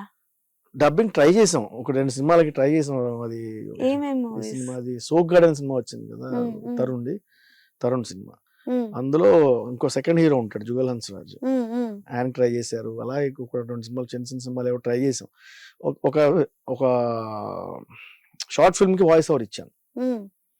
అలా అదొకటే, అంతే. డబ్బింగ్ ఫుల్ ఫ్లెడ్జ్ గా అలా ట్రై చేసాం, కానీ 2-3 సినిమాలు ట్రై చేశాను. నా ప్రాబ్లం ఏంటంటే, నా వాయిస్ డబ్బింగ్ సూట్ అవ్వదు. నాకే తెలుస్తుంది. ఎందుకు నా ఫీలింగ్ నాకే అనిపిస్తుంది. నాకు ఎవరికి సెట్ అవుతుంది నాకు. ఎందుకంటే నా మాట్లాడే వాయిస్ వేరు, పాడే వాయిస్ మళ్ళీ మారిపోతుంటుంది, వాయిస్ చేంజ్ అవుతుంటుంది. ఎందుకంటే దానికి కొంచెం కన్సిస్టెన్సీ ఉండాలి. డబ్బింగ్ కి వాయిస్ ఒకటే దీనిలో ఉండాలి. సో ఎందుకు నాకు అది సెట్ అవ్వలేదు. అది ట్రై చేసాం కానీ సెట్ కాలేదు. ఓకే. అండ్ మీది ఒక ఇన్స్టాగ్రామ్ లో ఒక పోస్ట్ చూసాను. నేను తెర మీద చూసింది ఫస్ట్ సినిమా ఖైదీ. అక్కడి నుంచి ఆయన వ్యసనం పట్టుకుంది, ఇప్పటి వరకు వదలట్లేదు. సో మెగాస్టార్ చిరంజీవి అన్నది ఒక వ్యసనం అని చెప్పి ఒక పోస్ట్ చెప్పచ్చు. అది ఒక లాంగ్ పోస్ట్ పెట్టి ఒక ఫోటో పెట్టడం జరిగింది. ఏంటి అంటే లైక్ ఖైదీ సినిమా నుంచి ఎలా ఏంటి బాగా తెలిసిన తర్వాత ఫస్ట్ థియేటర్కి వెళ్ళి చూసిన సినిమానే ఖైదీ. అది అలా కుదిరింది, అంతే. దాని ముందు నాకు తెలియక ముందు మా అమ్మ వాళ్ళు వేరే సినిమాలు తీసుకెళ్లారు, కానీ శంకరభాన్ లాంటి సినిమాలు కూడా తీసుకెళ్లే సందర్భాలు ఉన్నాయి. కానీ నాకు బాగా తెలిసి థియేటర్కి వెళ్ళి కూర్చుని నేను చూసిన ఒక హీరో చూసింది చిరంజీవి గారిని. సో అప్పటి నుంచి అదొక మామూలు పిచ్చి కాదు. ఇంట్లో నాకు చాలా తిట్లు కూడా పడ్డాయి నాకు ఆ విషయంలో. నేను ఫొటోస్ కలెక్ట్ చేసేవాడిని, ఒక బుక్ లో పెట్టి అంటించేవాడిని, బుక్ మెయింటైన్ చేసేవాడిని. ఉందా అది ఇప్పుడు? ఉంది. ఎప్పుడైనా లోపల ఎక్కడో పెట్టి అలా పెట్టేసాం. లోపల చిన్న ఫొటోస్ ఉండే దొరికే అప్పట్లో మార్కెట్ లో. అవన్నీ తెచ్చి బుక్ లో అంటించుకుని. సో అలా అప్పట్లో వచ్చే ఫొటోస్ కూడా వచ్చాయి, ఇప్పుడు రావట్లేదు. కానీ అప్పట్లో చాలా ఉండేది అలాగా. మ్యాగజైన్స్, అప్పట్లో ఈ ఫిల్మ్ మ్యాగజైన్స్ కొనేవాళ్ళం, అందులో ఫొటోస్ కట్ చేసి పెట్టడము. సో ఇట్లా ఒక పిచ్చిలా ఉండేది అది. ఇంకా చిరంజీవి సినిమా వస్తుంటే ఫస్ట్ డే పొద్దున్న వెళ్ళిపోవాల్సిందే. ఇంకా అది ఏదైనా వాట్ ఎవర్ మే హ్యాపెన్, కానీ వెళ్ళిపోవాల్సిందే. కానీ లైన్ లో నించుని కొట్టుకుని అసలు ఎన్ని సందర్భాలు, ఒకటి కాదు, ఎన్ని సినిమాలు చూసాం అట్లా. విపరీతం మామూలుగా. అంటే నాకు ఒకటి సింగింగ్ పరంగా బాలు గారు, హీరో పరంగా చిరంజీవి గారు, ఇద్దరే మెయిన్. ఓకే. సో ఒక పర్సన్ ని మనం అడ్మైర్ చేస్తూ, మనం ఆయనని అంటే ఒక మ్యాడ్ ఫ్యాన్ ఉంటారు కదా, ఆ ఫ్యాన్ బేస్ లో ఉంటూ అదే పర్సన్ కి పాట పాడే అవకాశం వచ్చినప్పుడు ఫస్ట్ టైం ఎవరితో షేర్ చేసుకున్నారు? అసలు ఆ ఆనందాలకి అవధులు ఎలా ఉండేవి? అంటే యాక్చువల్లీ నన్ను పర్టికులర్ సినిమాకి నన్ను దేవి పిలిచినప్పుడు సినిమా చెప్పలా, ఏం సినిమా అని తెలియదు. అంటే తను చేస్తున్నాడని తెలుసు, మల్టిపుల్ ప్రాజెక్ట్స్ అప్పుడు జరుగుతున్నాయి. నన్ను అప్పుడు పిలిచింది ఏ పాటకి, ఏ సినిమాకి అని తెలియదు. పాడిన తర్వాత చెప్పాడు నాకు. ఓకే. ఈ పాట శంకర్దాస్ జిందాబాద్ లో చిరంజీవి గారు పాడింది. పాడిన తర్వాత చెప్పాడు నాకు పలానా సినిమా అని. నాకు ముందు ఇప్పుడు చెప్పను అన్నాడు తనే. చెప్తే మీరు ఆ జోన్ లో ఉండిపోతారా, వద్దు, అలా కాదు, నాకు ఫ్రీగా ఉండాలి, మైండ్లో ఏమి ఉండకూడదు అన్న ఉద్దేశంతో తను నాకు చెప్పలా. ఓకే. ఫ్రీగా పాట అంతా పాడేసాక అప్పుడు బయటకు వచ్చి అప్పుడు చెప్పాడు నాకు ఇది పలానా శంకర్ దాస్ సినిమా కోసం అని చెప్పి. అందులో ఇందాక చెప్పాను శంకర్ దాస్ MBBS లో ట్రాక్ పాడాను, అది తెలుసు నాకు. ట్రాకే ఉంటుంది, నాకు మ్యాక్సిమం ఉండదు అని తెలుసు నాకు. బట్ దానికే నేను చాలా మురిసిపోయా. ఎందుకంటే ఆ రోజు పొద్దున్న ఎర్లీ మార్నింగ్ వెళ్ళి పాడాను. అక్కడ షూటింగ్ అందరు లొకేషన్ వచ్చేసి ఉన్నారు. షూటింగ్ నేను పాడి పంపిస్తే కానీ షూటింగ్ జరగదు. నా పాట కోసం చిరంజీవి అక్కడ ఆగిపోయాను. అదొక నేను ఒక ఇంటికి వెళ్ళి చెప్పుకున్నాను అనమాట గర్వంగా. నా పాట నేను పాడి పంపిస్తే కానీ షూటింగ్ స్టార్ట్ అవ్వదు. నిజంగా అది జరిగింది, అది అందుకే జరిగింది. అది అదొక ఫీల్ కదా చాలా. ఎందుకంటే యాక్చువల్ ఫుల్ సాంగ్ ముందు రోజు పాడేశాను. నెక్స్ట్ టైం మళ్ళీ ఎర్లీ మార్నింగ్ తన దేవి మళ్ళీ ఫోన్ చేసి నన్ను అర్జెంట్ స్టూడియో లిరిక్ ఏదో మారింది, అర్జెంట్ గా రావాలని. అక్కడ షూటింగ్ అయిపోయింది. ఏంటంటే లిరిక్ మార్చారు రాత్రి నుంచి పొద్దున్న లోపల. ఏంటి లిరిక్ అంటే అందులో కొన్ని ఇది ఉంటాయి, డైలాగ్స్ ఉంటాయి. డైలాగ్స్ ముందు అదొక పాట ఉంటుంది. చరణంలో 2 లైన్స్. చరణాలు ఎలా వస్తుంది ఒక నిమిషం, సడన్ గా నాకు చరణాలు ట్యూన్ గుర్తు రావట్లేదు. చరణాల్లో 2 లైన్స్ మార్చారు చంద్రబోస్ గారి లిరిక్స్. నైట్ లోపల చిరంజీవి గారు ఏదో ఇది మార్చమని చెప్పి అడిగితే మార్చారు. మళ్ళీ పొద్దున్నే పిలిచారు. ఆల్మోస్ట్ 6 o'clock MBBS కి పొద్దున్నే మళ్ళీ 6 o'clock బయలుదేరి నేను స్టూడియోకి వచ్చి ఆ 2 లైన్లు పాడి పంపించే వరకు షూటింగ్ ఆగిపోయింది. ఏ song? Title song Shankar Dada MBBS title track. Okay done.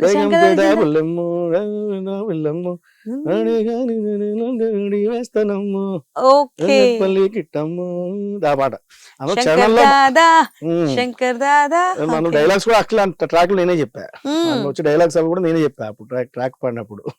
So అది అసలు అప్పుడే నాకు నా ఒక ఇదైపోయింది. ఫస్ట్ ఇంటికి వెళ్ళి మొత్తం నా ఫ్రెండ్స్ కి అందరికి చెప్పుకున్నా, నా గురించి చిరంజీవి గారు ఆగిపోయి షూటింగ్ ఆపేశారు అక్కడ అని చెప్పి.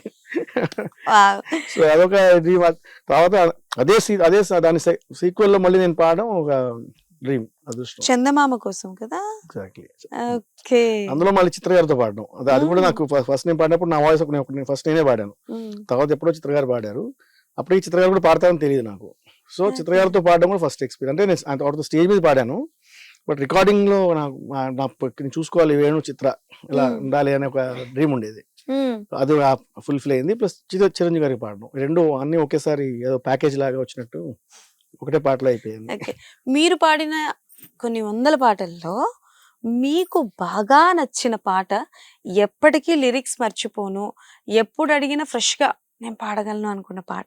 ఆబ్వియస్లీ గుండెలో ఉందో, ఆబ్వియస్లీ అది ఎప్పుడు సడన్ గా ఎప్పుడైనా పాడేస్తాను. ఎందుకంటే అది కొన్ని వందల స్టేజ్ మీద పాడాను కాబట్టి అలవాటు అయిపోయింది. ఆయమన్లో పాట నాకు ఇష్టం చాలా, సత్యం ఆయమన్. ఎందుకంటే అది ఆ పాట ఒక విషయం ఏంటంటే స్టేజ్ మీద ఎక్కువ పర్ఫామ్ చేసిన పాట కాదు, చాలా మంది చాలా తక్కువ పాడతాం. బట్ నాకు చాలా పర్సనల్ లెవెల్ నాకు చాలా ఇష్టమైన పాట. ఓకే, ఆయమన్లో సత్యం. ఓకే. అండ్ ఫీమేల్ సింగర్స్ తో పాడారు చాలా మంది, అండ్ కొంతమందితో ఫ్రెండ్షిప్ ఉండే ఉంటుంది, కొంతమందితో పాట వరకు okay. But she is the best pair for me అంటే లైక్ ఎలాంటి పాడుతున్నప్పుడు సరదాలుగా కావచ్చు, ఆర్ బెస్ట్ జోడి ఫర్ సింగర్స్ అని అంటే ఎవరు చెప్తారు? Best co singer? నా ఫస్ట్ గా కోసింగ్ యాక్చువల్ సుమంగళితోనే. బట్ అన్ఫార్చునేట్ థింగ్ ఏంటంటే మా జనరేషన్ వచ్చేటప్పటికి కలిసి పాడే ఆప్షన్ ఇది ఈ ఫెసిలిటీ లేదు, పోయింది. అప్పటికే ఆల్రెడీ ఎవరి మనలో వచ్చి వాళ్ళు ఎవరి టైంలో వచ్చి పాడేయడము వెళ్ళిపోవడం అలా దీనిలో అయిపోయింది. నా పాట నేను వచ్చి పాడేసి వెళ్ళిపోతాను, వాళ్ళు వచ్చి ఎప్పుడో వచ్చి వాళ్ళు కుదిరినప్పుడు వచ్చి పాడడం అలా అప్పటికే ఆ సిస్టమ్ వచ్చేసింది. కాబట్టి కలిసి పాడడం ఒకటే స్టూడియోలో పక్కన నుంచి పాడే అవకాశాలు ఎప్పుడు నాకు ఎవరితో రాలే. బట్ నాకు తెలిసి సుమంగళి ఎక్కువ, ఎందుకంటే ఎక్కువ నేను సుమంగళితో పాడాను, కౌశల్యతో పాడాను చాలా పాటలు, కౌశల్యతో ఎక్కువ పాడాను. సో నాకు బట్ స్టిల్ సుమంగళి నాది వాయిస్ ఒకటే వేవ్ లెంత్ లో ఉంటుందని నా ఫీలింగ్ నాకు అనిపిస్తుంది. అండ్ చాలా వరకు అన్ని జాబ్స్ లో, అన్ని ప్రొఫెషన్స్ లో పాలిటిక్స్ అన్నవి ఉంటాయి. యా, అండ్ బ్యాక్ బిచ్చింగ్స్ అన్నవి ఉంటాయి. వేణు గారి కెరియర్ లో ఈ పాలిటిక్స్ బ్యాక్ బిచ్చింగ్ ఎప్పుడైనా జరిగిందా? అంతా అంటే అప్పుడు ఇంకా ఎక్కువ మంది సింగర్స్ లేరు కదా, చాలా లిమిటెడ్ గా ఉన్నాం. ఇప్పుడైతే ఇంతమంది ఉన్నారు, కానీ అప్పుడు మొత్తం లెక్క పెడితే ఒక 10 మంది కూడా ఉండేవాళ్ళం కాదు. రెగ్యులర్ సినిమాల్లో పాడుతూ వర్క్ చేస్తూ ఉండేవాళ్ళు ఒక 10 మంది, మాక్సిమం 10 మంది కంటే అందరం లెక్కేసాం ఒక 10 మంది ఉంటారు అంతే, అంతమంది ఎక్కువ సింగర్స్ కూడా లేవు. సో అంత అంటే రికార్డింగ్ పరంగా ఇప్పుడు మనకి ఒకటి ఏంటంటే ఎవరు తెలిసి పర్టికులర్ గా నేను వీడిని చేయాలి అని ఎవరు ఏమో ఉండదు.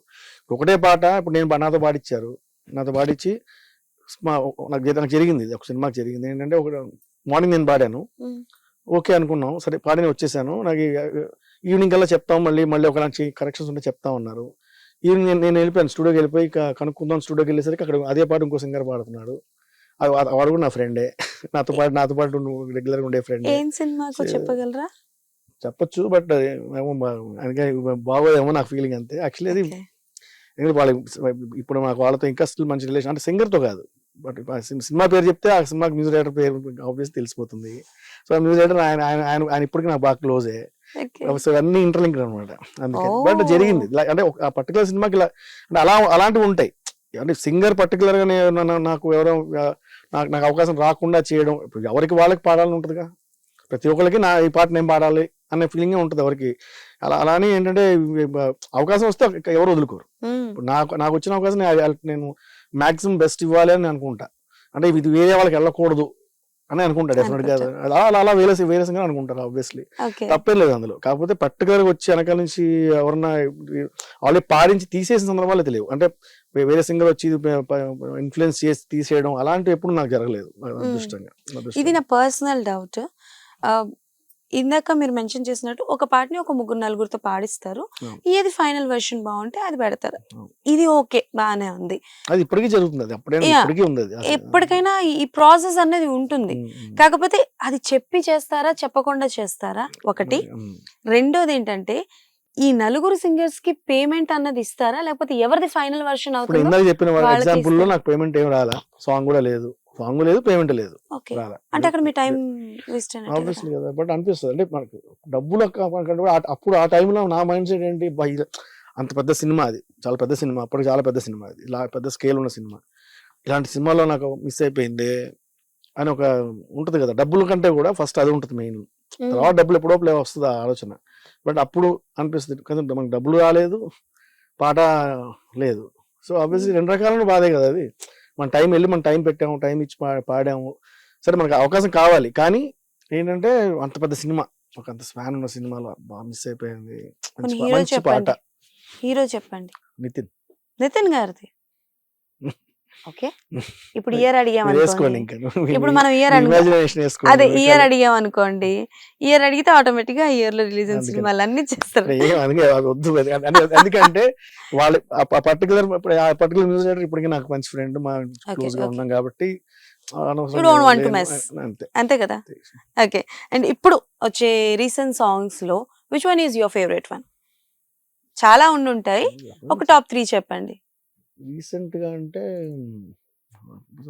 పుష్ప 2 పాట చూసేకి మంచి, నాకు చాలా నచ్చింది రీసెంట్ తను చేసిన వాళ్ళు. తర్వాత తమన్ ఒకటి ఉంది ఇందులో, మన సడన్గా నాకు సాంగ్ గుర్తురావట్లేదు,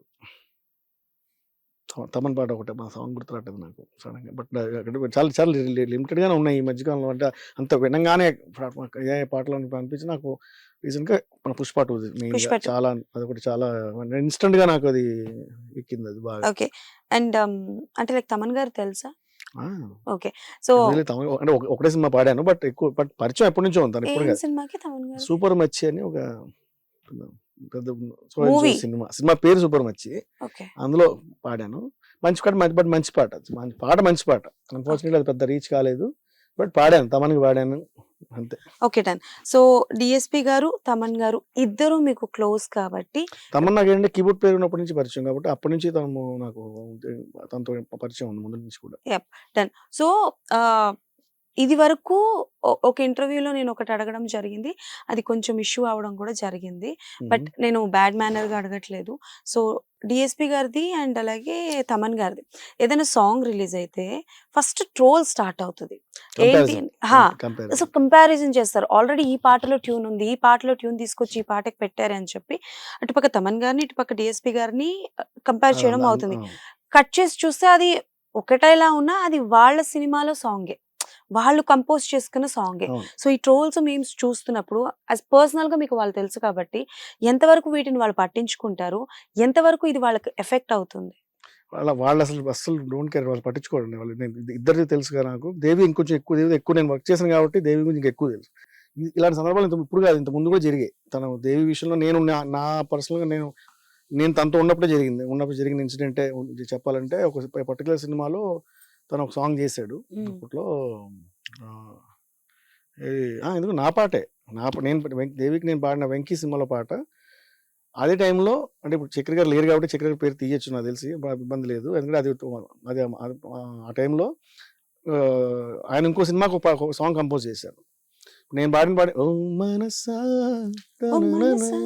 వెంకీలో సేమ్ దానికి పోలిన సేమ్ అలాంటి ఒక ట్యూనే చక్రి గారు కూడా ఒక సినిమాలో ఏదో ప్రభుదేవ గారి సినిమా ఏదో అందులోనూ కొంచెం దగ్గరలో ఉంటుంది ట్యూన్. ఆయన కంపోజ్ చేయడం జరిగింది. ఇప్పుడు ఆ టైంలో ఎలా అయిపోయిందంటే, ఇప్పుడు ఇంకా సోషల్ మీడియా వచ్చి మొత్తం వస్తుంది. అప్పుడు సోషల్ మీడియాలో ఏం లేవు కదా. అప్పుడు ఏంటంటే ఇంటర్నల్గా ఎలా వచ్చిందంటే, నేను దేవి క్లోజ్ అని తెలుసు చక్రి వాళ్ళకి. సో అప్పుడు ఏం చెప్పారు ఏంటంటే, నేను ఇక్కడ చక్రి గారి చూను దేవికి వినిపించాను అన్న ఒక కాంట్రవర్సీ లాగా వచ్చింది. అది సడన్ గా నాకు ఫోన్ చేసి అడిగాడు నన్ను. చక్రి గారు అడిగారు, వాళ్ళ అసిస్టెంట్లు అడిగారు ఫోన్ చేసి. తర్వాత నేనేం చేశానంటే, వాళ్ళిద్దరు ఒకళ్ళ నెంబర్లో ఒకరు షేర్ చేశాను. వాళ్ళిద్దరు ఫోన్లో మాట్లాడుకున్నారు, మాట్లాడుకుని ఇంటరాక్ట్ అయిపోయారు. క్లియర్ అయిపోయింది మ్యాటర్. ఏంటంటే ఒకటే ఆలోచన, ఒకటే థాట్ ఇద్దరికి రావచ్చు, అదేమి పెద్ద తప్పేం కాదు కదా. So similar kind of thought దేవికి వచ్చినట్టే మన చక్ర గారు కూడా వచ్చింది. కాదు, ఓన్లీ పల్లవిలో ఒక లైన్ మాత్రం కలిసింది అలా. సో ఇప్పుడు ఏంటంటే, ఇంత చిన్న ముక్క ఇంత కలిసినా ఇంత రచ్చ చేస్తాను. ఎందుకంటే సోషల్ మీడియా పెరిగిపోవడం వల్ల ఎక్కువ కనబడుతుంది మనకి. అప్పటి నుంచి ఉన్నాయి, ఇప్పుడు కాదు, అప్పటి నుంచి ఉన్నాయి. సో ఇది నా లైఫ్ లో జరిగిన ఎక్స్పీరియన్స్. అదే అందులో మధ్యలో నేను ఉన్నాను కాబట్టి, నా పాట జరిగింది కాబట్టి నేను ఎగ్జాంపుల్ చెప్పగలిగా. సో ఇప్పుడు ఇలాంటివి ప్రతి సినిమాకి ప్రతి ఒక పాట రిలీజ్ అవ్వగానే ఇమీడియట్గా ఈ పర్టికులర్ ఈ బిట్, ఈ బీజియం, అంటే అసలు మ్యూజిక్ అంటే నాలెడ్జ్ లేని వాళ్ళు, ఏమి తెలియని వాళ్ళు కూడా ఈ బీజియం ఇక్కడ కాపీ కొట్టాడు, ఇక్కడ కొట్టాడు, అక్కడ కొట్టాడు, అసలు ఏది పడితే అది వాళ్ళ చేతికి ఏదొస్తే, నోటికి ఏదొస్తే అసలు నాకు తెలిసి దేవి కానీ తమన్ కానీ వాళ్ళకి అసలు ఇవన్నీ పట్టించుకునే టైము లేదు, అంత ఆలోచన. అన్ని పట్టించుకుంటే వాళ్ళు వర్క్ చేయలేరు, డెఫినెట్గా వాళ్ళు వర్క్ చేయలేరు, ఇంత సక్సెస్ఫుల్ అవ్వలేరు. అలా అందరి కెరియర్స్ లోను సక్సెస్ అయిన వాళ్ళు అందరి కెరియర్స్ లోను ఇంచుమించు ఇలాంటి ట్రోల్స్, ఇలాంటి అన్ని చాలా వస్తూనే ఉంటాయి. అవన్నీ చూసి పట్టించుకోవడం మొదలెడితే వాళ్ళు సక్సెస్ కాలేరు వాళ్ళు. సో వాళ్ళు అస్సలు నాకు తెలిసి ఎప్పుడు ఆ మెంటాలిటీ లేదు, వాళ్ళు పట్టించుకోరు కూడా. అండ్ నాకు తెలిసి తమన్ గారు అప్కమింగ్ స్టార్స్ కి కావచ్చు, అండ్ ఆయన ఏదైనా షోలో హోస్ట్ చేస్తే బాగా పాడిన వాళ్ళకి అవకాశం వెంటనే ఇస్తారు అందరూ. ఇప్పుడు దేవి నాకు ఇవ్వబట్టేగా, ఇప్పుడు నా జనరేషన్ లో చాలా మంది వాళ్ళకి నాకు ఇవ్వబట్టేగానే వచ్చాను.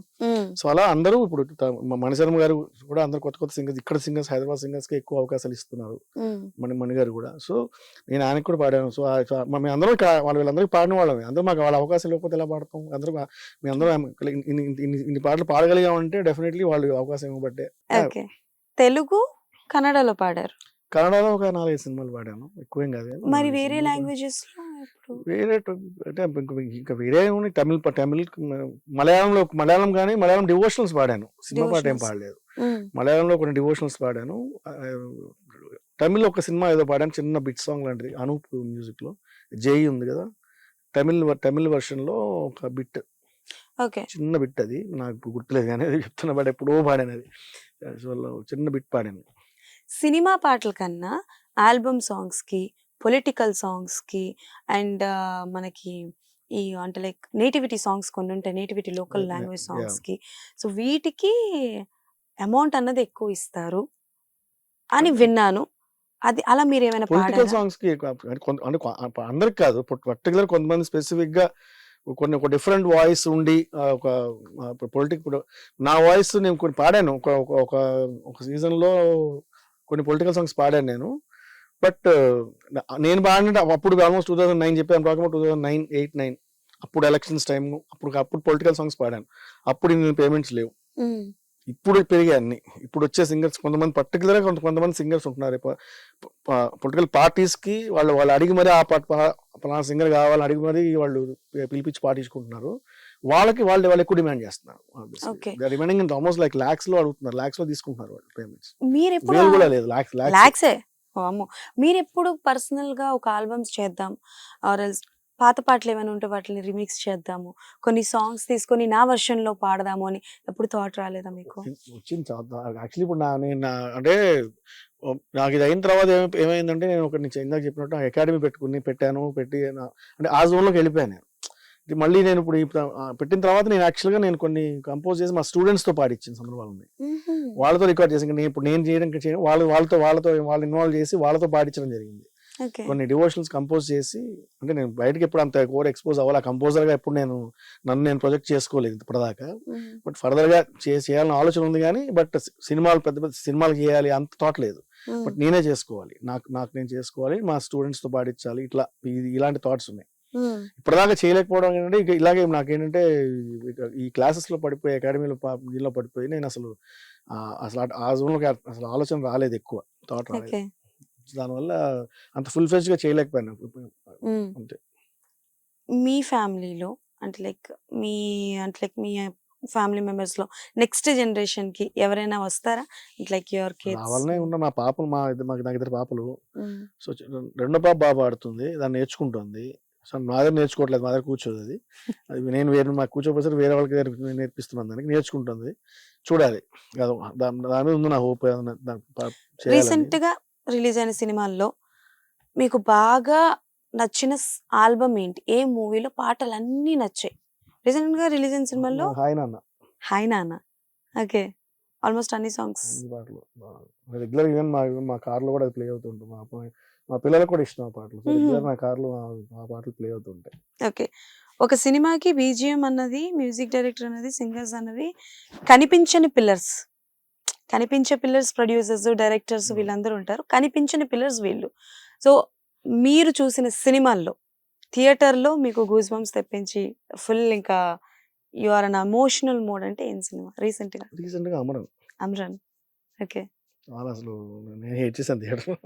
నాకు వచ్చేప్పుడు చాలా ఎమోషన్ అయిపోయాను. ఎస్పెషల్లీ క్లైమాక్స్ అప్పుడు చాలా హ్మ్. ఎమోషన్ అయిపోయాను. రీసెంట్‌గా అంత ఎక్కువ నేను ఇది అంటే చాలా చేసుకున్న సినిమాలాగా అనిపించింది. సమయం ఎందుకో తెలీదు నాకు. బాగా హ్మ్. చాలా కనెక్ట్ అయిపోయాను ఆ సినిమాకి. ఇరిటేట్ అనిపించిన మ్యూజిక్. మ్యూజిక్కా? అంటే సినిమా చూస్తున్నప్పుడు అవి మ్యూజిక్, బీజీఎం ఇరిటేషన్ వచ్చేవి. వినడానికి కూడా అలా ఏంటంటే అంత మరీ ఇరిటేషన్‌గా ఏం అనిపించలేదులే గానీ, ఏమో నచ్చనివి ఉంటాయి. హ్మ్. నచ్చని సందర్భాలు ఉంటాయి. మరి ఇరిటేషన్ వచ్చేంత కొన్ని నచ్చనివి చెప్పండి. సినిమాలు ఏం చెప్పాలి రీసెంట్‌గా అంటే పర్టిక్యులర్‌గా చెప్పలేను. కష్టం అలా. నచ్చినవి టక్కని చెప్పొచ్చు. చెప్పొచ్చు. నచ్చలేనివి అంత చెప్పలేం ఓన్‌గా గదా! చెప్పలేము. సో, మీరు 'కంగువా' చూసారా? కంగోంగా చూడలేదు నేను. ఇంకా చూడలేదా? చూడాలి. Okay then. ఇఫ్ 'కంగువా' చూసుంటే చాలామంది చెప్పిన రివ్యూ ఏంటి అనంటే first half was okay. Second half was కూడా ఓకే. కానీ బీజీఎం వల్ల ఏంటంటే డైలాగ్స్ అన్నీ ఓవర్‌లాప్ అయిపోయాయి. ఓకే. ఇనిపించట్లేదని ఎక్కువైపోయింది సౌండ్. చెప్పారు. యాహ్! అలాంటి సందర్భాలు ఎప్పుడైనా మీరు ఏ సినిమాలకైనా ఫేస్ చేసారా? ఉంటాయి జనరల్‌గా చాలా సినిమాలు ఉంటాయి అలాగా. ఎందుకంటే ప్రాపర్ టెక్నికల్ ఇష్యూస్ ఉంటాయి అక్కడ. జనరల్‌గా మనం మిక్సింగ్ సరిగ్గా చేయకపోవడం, ఇలా చాలా ఫ్యాక్టర్స్ ఉంటాయి దానిలో. సో అలా చూసి నేను చూసిన సినిమాలనే నేను యాక్చువల్లీ చాలా సినిమాలు బ్యాక్‌గ్రౌండ్ స్కోర్‌లో నేను చాలా సినిమాలు కోరస్ పాడిన సందర్భాలు చాలా సినిమాలు ఉన్నాయి. ఓకే. 'దేవికి' చాలా సినిమా 'వర్షం' పాడాను బ్యాక్‌గ్రౌండ్ స్కోర్‌లో. 'వర్షం' పాడాను. 'వర్షానికి'. 'వర్షంలో' బ్యాక్‌గ్రౌండ్ నా సోలో వోకల్స్ ఉంటాయి. కొన్ని సోలో ఆలాప్స్, సోలో షౌట్స్ హ్మ్. ఇవన్నీ అన్నమాట. అలా ఓకే. 'వర్షం' పాడాను, 'తులసి' సాంగ్ పాడాను, బ్యాక్‌గ్రౌండ్‌లో కూడా పాడాను. 'నువ్వొస్తానంటే నేను వద్దంటానా' ఇవన్నీ చాలా సినిమాలు బ్యాక్‌గ్రౌండ్ పాడాను. ఓహ్! 'నువ్వొస్తానంటే నేనొద్దంటాను'లో బ్యాక్‌గ్రౌండ్‌లో బ్యాక్‌గ్రౌండ్ వాయిస్‌లు అంటే బ్యాక్‌గ్రౌండ్ కోరస్. కోరస్ పాడారు. 'వర్షం' వీటిలో ఏంటంటే సోలో కూడా పాడాను. సోలో పెద్ద పెద్ద అరుగుంటాయి, ఆలాప్స్ లాంటివి ఉంటాయి. హ్మ్. వెనకాల వస్తూ ఉంటాయన్నమాట. సో, నాకొక డౌటొచ్చింది ఇప్పుడు. మీరిప్పుడు చెప్పగానే నాకు డౌటొచ్చింది. ఈ కోరస్ పాడడం సింగర్స్ పాడేటప్పుడు చెప్తారు. మేమింత కష్టపడ్డాము. వోకల్స్ బాలేకపోయినా ఇంత టైం పట్టింది పాడడానికని. సో, ఈ బ్యాక్‌గ్రౌండ్ స్కోర్ ఇచ్చే వాళ్ళకి వాళ్ళ వర్క్ అంటే ఎలా ఉంటుంది? చాలా అది అదొక ఎలా చెప్పాలి గానీ బట్ నీకు సాంగ్ చేయడం కంటే బ్యాక్‌గ్రౌండ్ చాలా కష్టం. హ్మ్. చాలా కష్టపడాలి. చాలా మందితో కోఆర్డినేట్ చేసి వాళ్ళతో చేయించాలి. అది అంటే ఒక సింగిల్ పర్సన్ చేసేది కాదు. ఎందుకంటే సినిమా అంటే ఆల్మోస్ట్ మీకు 2½ అవర్స్ ఉంటుంది, లెంత్ ఉంటుంది. ఏ సినిమా అయినా సరే మొత్తం కీబోర్డ్ ప్లేయర్స్, లైవ్ ఇన్స్ట్రుమెంట్స్, అసలు నేను చూసా కదా అట్మాస్ఫియర్ చూస్తే అసలు చాలా చాలా అంటే మ్యూజిక్ డైరెక్టర్ చాలా ఎక్కువ హార్డ్ వర్క్ చేసే పట్టేది మన బ్యాక్గ్రౌండ్ స్కోరే, ఓకే. సాంగ్స్ కంటే కూడా. మరి అంత కష్టపడి బ్యాక్గ్రౌండ్ స్కోర్లు పాడిన వాళ్ళని కావచ్చు, వాయిస్ ఇచ్చిన వాళ్ళకి పేమెంట్ అన్నది చాలా తక్కువ ఇస్తారు. అంటే ఎలా చూస్తారు అని తక్కువ అంటే, ఇచ్చేవాళ్ళు ఉన్నారు, బాగా ఇచ్చేవాళ్ళు ఉన్నారు. ఏ మాట కా మాట చెప్పుకోవాలి, రెండు రకాలు ఉన్నారు ఇక్కడ మన దగ్గర. మీరు వర్క్ చేసినప్పుడు మీకు తక్కువ ఇచ్చేవారా? దేవి దగ్గర మాత్రం ఎప్పుడు payment it's very very prompt and very reasonable definitely. అంటే నేను తన దగ్గర ఎప్పుడు నేను అడిగేవాడిని కాదు, అడగకుండా నాకు వచ్చేది అక్కడ. అది అడిగే అవసరం ఎప్పుడు రాలే తన దగ్గర. ఇక్కడ మిగతా వాళ్ళ దగ్గర ఎలా ఉంటుందంటే మనం 4 సార్లు అడగాల్సిన పరిస్థితి ఉంటుంది. కొంతమంది ఏంటంటే మనం అడగకపోయినా వాళ్ళే మన వాడు ఇచ్చేవాడు ఉంటారు. అలా అందులో దేవి ఒకడు. ఓకే. అపార్ట్ ఫ్రమ్ దేవి గారు మీకు బాగా నచ్చిన మ్యూజిక్ డైరెక్టర్ ఎవరు రీసెంట్ టైంలో? అపార్ట్ ఫ్రమ్ దేవి గారు అండ్ మన పాత జనరేషన్ కాకుండా ఇప్పుడు కరెంట్ ఇప్పుడు జనరేషన్. వాళ్ళు ఇప్పుడు హేషం అబ్దుల్లా ఓకే. రీసెంట్ గా అంటే ఈ మధ్య ఎక్కువ మన పాటలు బట్ చాలా మంచి సోల్ఫుల్ మ్యూజిక్ ఉంటుంది తనది. అంటే మనకి అంటే హార్ట్ టచింగ్ ఉంటుంది ప్రతి పాట కూడా ఇంచుమించు. ఓకే. హాయ్ నాన్న కానీ, దాని ముందు ఖుషి కానీ, ఇవన్నీ కూడా చాలా మంచి ఆల్బమ్స్ కదా. ఏ హీరో సినిమాకి పాడాలనుకుంటున్నారు రీసెంట్ గా? Of course it's some choice of music director, but still Pawan Kalyan. Pawan Kalyan గారు ఇప్పటి వరకు అవకాశం రాలేదా, మిస్ అయిందా? అంటే నేను మణిశర్మ గారి దగ్గర నేను మామూలుగా ట్యూన్స్ ట్రాక్స్ పాడుతున్న టైంలో ఏదో సినిమాకి ఐ థింక్ తీన్మారో ఏదో సినిమా నాకు గుర్తులేదు, ఐ థింక్ తీన్మార్ అనుకుంటాను. అందులో ఏదో ఒక సాంగ్ ట్యూన్ పాడాను నేను. బట్ అది ఫైనల్ వర్షన్ ఇంకెవరో పాడారు, ఫైనల్ ట్రాక్ ఎవరో పాడారు, ట్యూన్ ఎవరో పాడారు, బట్ ట్యూన్ వర్షన్ పాడాను నేను అనుకున్నాను. అంటే అందులో యాక్చువల్ అదా మన కాదు, అందులో ఇది ఉంది కదా, వాళ్ళిద్దరు డాన్స్ పవన్ కళ్యాణ్ గారు త్రిష దాని పర్టికులర్ సాంగ్ ట్యూన్ పాడాను నేను, ట్యూన్ స్టేజ్ లో పాడాను. తెలుసు పవన్ కళ్యాణ్ గారి సినిమా పలానా సినిమా అని తెలుసు, ఇది ఫైనల్ అయితే వస్తే బాగుండు అనుకున్నాను, బట్ అది సమూహం అది. ఓకే. పవన్ కళ్యాణ్ గారి మూవీ సాంగ్స్ మిస్ అయ్యాయి, ఆయన పొలిటికల్ గా వచ్చినప్పుడు చాలా సాంగ్స్ వచ్చాయి. అప్పుడు ఏదైనా అవకాశం వచ్చిందా? రాలేదు. యాక్చువల్లీ నాకు ఆయన పొలిటికల్ గా ఎక్కువ నేను ఎక్కువ ఫాలో అవుతాను డెఫినెట్లీ ఆయన్ని, నాకు ఇష్టం, బట్ అవకాశం రాలేదు. ఎప్పుడైనా విమర్శలు ఆయన మీద విన్నప్పుడు రియాక్ట్ అవ్వాలని అనుకున్నారా? డెఫినెట్ గా అనిపిస్తుంది. చాలా వచ్చాయి కదా, ఒకటి రెండు కాదు కదా. అంటే ఫస్ట్ లో అనిపించేది, తర్వాత నేను అనుకున్నాను ఇది ఇంకా అందులో పాలిటిక్స్ లో ఇట్స్ పార్ట్ అండ్ పార్సల్, అందరికీ తప్పదు, ఎవరికైనా తప్పదు. ఎంత మంచుడైనా పాలిటిక్స్ లోకి వెళ్తే ఆటోమేటిక్ గా మీకు రాళ్ళు వేస్తూనే ఉంటారు, వద్దన రాళ్ళు వేస్తూనే ఉంటారు. సో డెఫినెట్ ఖచ్చితంగా నేనైతే చాలా చాలా ఇదిగా ఫాలో అయ్యానండి మొన్నటి వరకు కూడా. అంటే ఇప్పుడు ప్రత్యేకించి అవసరం లేదు, ఆయన ఆల్రెడీ అయిపోయారు కాబట్టి, డిప్యూటీ సీఎం అయిపోయారు కాబట్టి. ఇప్పుడు అప్పటి వరకు ఏంటంటే ఉండేది రెగ్యులర్గా, నాకు అది అప్డేట్స్ అన్ని ఫాలో అవుతూ ఉండేవాడిని, రెగ్యులర్గా చూస్తూ ఉండేవాడిని, పెట్టేవాడిని, ఆ పోస్ట్లో కూడా పెడుతుండేవాడిని సపోర్ట్గా నా ట్విట్టర్లో కానీ వాటిలో పెడుతుండేవాడిని. వేణుగారు రెగ్యులర్ గా సినిమాలు చూస్తారా? అయ్యో సినిమాలు చాలా చూస్తాను. ఈ మధ్య కొంచెం తగ్గింది, అంటే ఆ ఫ్రీక్వెన్సీ తగ్గింది కానీ బట్ చూస్తా. సినిమాలు బేసిక్ చాలా ఇష్టం, నాకు చూడడం ఇష్టం, నాకు సినిమా చూడడం. మరి అప్కమింగ్ ఏ సినిమా కోసం వెయిట్ చేస్తున్నారు? కూడా గేమ్ చేంజర్ ఆర్టిస్ట్ పుష్ప 2 కూడా ఉంది, బట్ నాకు ఎందుకు గేమ్ చేంజర్ మీద ఉంది. గేమ్ చేంజర్ మీద ఉన్నాయి హోప్స్ ఎక్కువగా ఉన్నాయా? అలానే నాకు ఇది కూడా చూడాలని ఉంది కానీ, బట్ ఎందుకో గేమ్ చేంజర్ మీద కొంచెం ఎక్కువ ఉంది. ఓకే. పుష్ప 2 ట్రైలర్ చూసారా? బ్రహ్మాండంగా అసలు పెట్టాను, నేను ట్వీట్ కూడా చేశాను, పెట్టాను, ఇన్స్టాలో పెట్టాను. ఓకే. సో యాక్టింగ్ లో, బిజినెస్ లో, అంటే బిజినెస్ లో ఉంటే దాన్ని నెపోటిజం అనరు, మళ్ళీ ఫిల్మ్ ఇండస్ట్రీలో ఉంటేనే దాన్ని నెపోటిజం అని అంటారు. బయట పదాలు వాడరు కదా, అదే ఎక్కడ వాడరు. అక్కడ ఏంటంటే అది వంశ పారంపర్యంగా వచ్చింది అని అంటారు, దాన్ని పెద్ద దీనిలా తీసుకుంటారు. బట్ ఇండస్ట్రీలో అలా వచ్చేసరికి నెపోటిజం అని అంటారు. సింగర్స్ లో, సింగింగ్ కెరియర్ లో ఈ నెపోటిజం అన్న పదం ఉపయోగపడుతుందా? నాకు తెలిసి ఇప్పటిదాకా మన దగ్గర మన తెలుగులో అయితే అలాంటి పరిస్థితి, ఎందుకంటే ఇప్పుడు బాలుగారే ఉన్నారు ఎగ్జాంపుల్ తీసుకున్నాం. ఆయన ఏ రోజు ఆయన వాళ్ళ అబ్బాయిని మరి ఎక్కడ ఎవరికి తీసుకెళ్లి పరిచయం చేయడం, లేకపోతే మన జనాల మీద రుద్దడం కానీ అలా ఎప్పుడు చేయలేదు. మరి ప్యూర్లీ చరణ్ తన టాలెంట్ మీదే తనకి ఎన్ని అవకాశాలు వచ్చాయి. సో ఆయన ఎప్పుడు రుద్దలా మరి. కాబట్టి నాకు తెలిసి అలాంటి పరిస్థితి సింగర్స్ మ్యూజిక్ సంబంధించి అలాంటి పరిస్థితి ఎప్పుడు ఇంతవరకు రాలేదు. ఇప్పుడు మణిశర్మ గారు అబ్బాయి సాగర్ వచ్చాడు, ఆయన కూడా అంతే ఎక్కువ జనాల మీద రుద్రం ఇలాంటివి ఏం చేయట్లేదు. ప్యూర్లీ వాళ్ళ టాలెంట్ మీద రావడం అంతే. ఇప్పుడు ఎవరన్నా ఇప్పుడు హీరోలు కూడా తీసుకుంటే ఇప్పుడు ఇప్పుడు చిరంజీవి గారి చరణ్ వచ్చాడు అనుకోండి, యాక్టింగ్ ఆయన చేయాలి, ఫైటింగ్ ఆడాలి, డాన్స్లు అతనే చేయాలి, కానీ ఈయన మొదలు ఆయన వచ్చి చేయడు కదా. అవును అవును ప్యూర్లీ వీళ్ళు కెమెరా ముందు వీళ్ళు చేయాలి. ఉమ్, సో ప్యూర్లీ వాళ్ళ టాలెంట్ ఉంటే సక్సెస్ అవుతారు, లేకపోతే లేదు అంతే. అవును, కాబట్టి అది నెపోటిజం అంత పెద్ద పెద్ద పదాలు యాక్చువల్లీ అవసరం లేదు, నాకు తెలిసి అయితే అవసరం లేదు. ఎందుకంటే ప్యూర్లీ ఎవరు ఇండివిజువల్ టాలెంట్ తో వాళ్ళు వస్తారు, రావాలి అంతే. ఓకే. అండ్ ట్రోల్స్ మీమ్స్ గురించి ఇంకొక క్వశ్చన్. మీరు సోషల్ మీడియాలో యాక్టివ్గానే ఉంటారా? పర్లేదు, బాగానే ఉంటా. ఓకే. కొంతమంది కొన్ని వీడియోలు ఈ మధ్య కాలంలో స్టార్ట్ చేశారండి.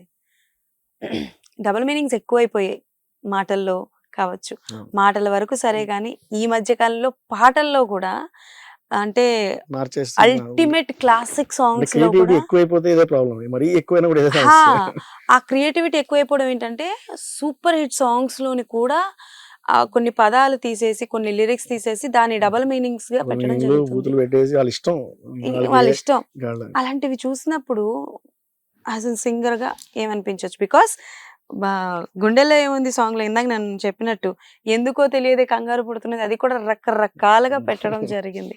సో ఇట్లాంటివి చూస్తున్నప్పుడు ఏమనిపిస్తుంది? ఫస్ట్ బాధ అనిపిస్తుంది.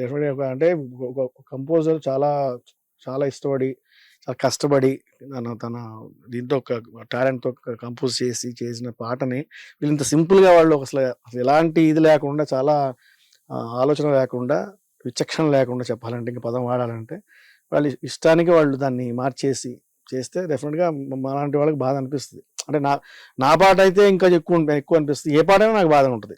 ఒక మంచి పాటను తీసుకెళ్ళి వాళ్ళకి ఎలా అనిపిస్తే వాళ్ళకి ఏది పడితే దాన్ని యాడ్ చేసేసి బూతులు పెట్టేసి ఏది పడితే ఇంకా అసలు అంటే ఇంకా చెప్తున్నా, క్రియేటివిటీ మరీ ఎక్కువైపోతే కూడా ఇదే సమస్య. ఇలాంటివి వస్తాయి, మరీ ఓవర్ అయిపోతే కూడా జనాలుగా అది ఎక్కువైపోయింది క్రియేటివిటీ, మరీ టూ మచ్ అయిపోయింది. నిజంగా టూ మచ్ ఆఫ్ క్రియేటివిటీ. రీమిక్స్లు, డీజేస్ కొన్ని పాత పాటల్ని తీసుకొచ్చి కొత్త పాటల్ని పెట్టి రీమిక్స్ కొడుతూ ఉంటారు. వాటి మీద మీ అప్పుడు opinion? రీమిక్స్ అనేవాళ్ళు, రీమిక్స్ అనే పదం చాలా పాపులర్ ఉండేది. రీమిక్స్ ఇప్పుడు రీమిక్స్ అనట్లేదు, దాన్ని ఫ్యూజన్ అంటారు, లేకపోతే Mashup. మ్యాషప్ అంటారు, రకరకాల పేర్లు వచ్చాయి. ఒకప్పుడు రీమిక్స్ అని ఉండేది. అంటే మా జనరేషన్ వచ్చినప్పుడు కొత్త పాట ఆల్రెడీ ఉన్న పాటని చేస్తే రీమిక్స్ అనేవాళ్ళు.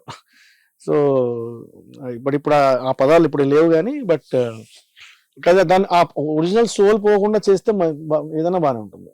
లేదా ఒరిజినల్ సోల్ మీ తీసేసి పోయి ఉన్న పాటను ఇంకా చెడగొట్టి, అలాంటి సందర్భాలు కూడా కొంచెం చాలా పాటల విషయం జరిగింది. అనిపిస్తుంది బయట ఉన్న మంచి పాటను చెడగొట్టేస్తాడు అనవసరంగా అనిపిస్తుంది. పనిగట్టుకుని చెడగొట్టడం అవుతుంది అది. ఇప్పుడు దాన్ని ఆ ఒరిజినల్ సోల్ మిస్ అవ్వకూడదు. ఏదైనా సరే ఒరిజినల్ సోల్ మిస్ అవ్వకుండా వాళ్ళు దాన్ని ఎలా చేసినా నాకు నేను కూడా ఎంజాయ్ చేస్తాను. సో వేణు గారికి ఏ పాట ఓల్డ్ సాంగ్స్ అంటే లైక్ మన సుశీలమ్మ వాళ్ళు పాడినవి కావచ్చు, అలా ఏ సాంగ్ మీకు పిక్ చేసుకొని ఒక మ్యాషప్ ఆర్ రీమిక్స్ కొత్త జనరేషన్ కి తగ్గట్టు చెయ్యాలి అనుకుంటే ఏ సాంగ్? అంటే ఒక్కటే నేను చెప్పలేను. అలాంటి బాలుగారి పాటలు చాలా ఉన్నాయి అనిపిస్తుంది నాకు. బాలుగారి విషయం పాటలే అనిపిస్తాయి చాలా. ఇప్పుడు ఏ దివిలో విరిసిన అది ఆ జనరేషన్ పాటలు అన్ని చాలా క్యూట్ గా ఉంటాయి పాటలు అవన్నీ. అంటే అప్పుడు ఆయన వాయిస్ కూడా చాలా లేతగా ఉండేది. ఏ దివిలో విరిసిన ఆ టైంలో. ఇప్పుడు చరణ్ వాయిస్ ఎలా ఉందో ఆ టైంలో ఆయన వాయిస్ అలా ఉండేది. సో అలాంటి కొన్ని కొంచెం ఒక క్యూట్ సాంగ్స్ కొన్ని తీసుకుని అదేమో చేయాలని అనిపిస్తుంటుంది నాకు.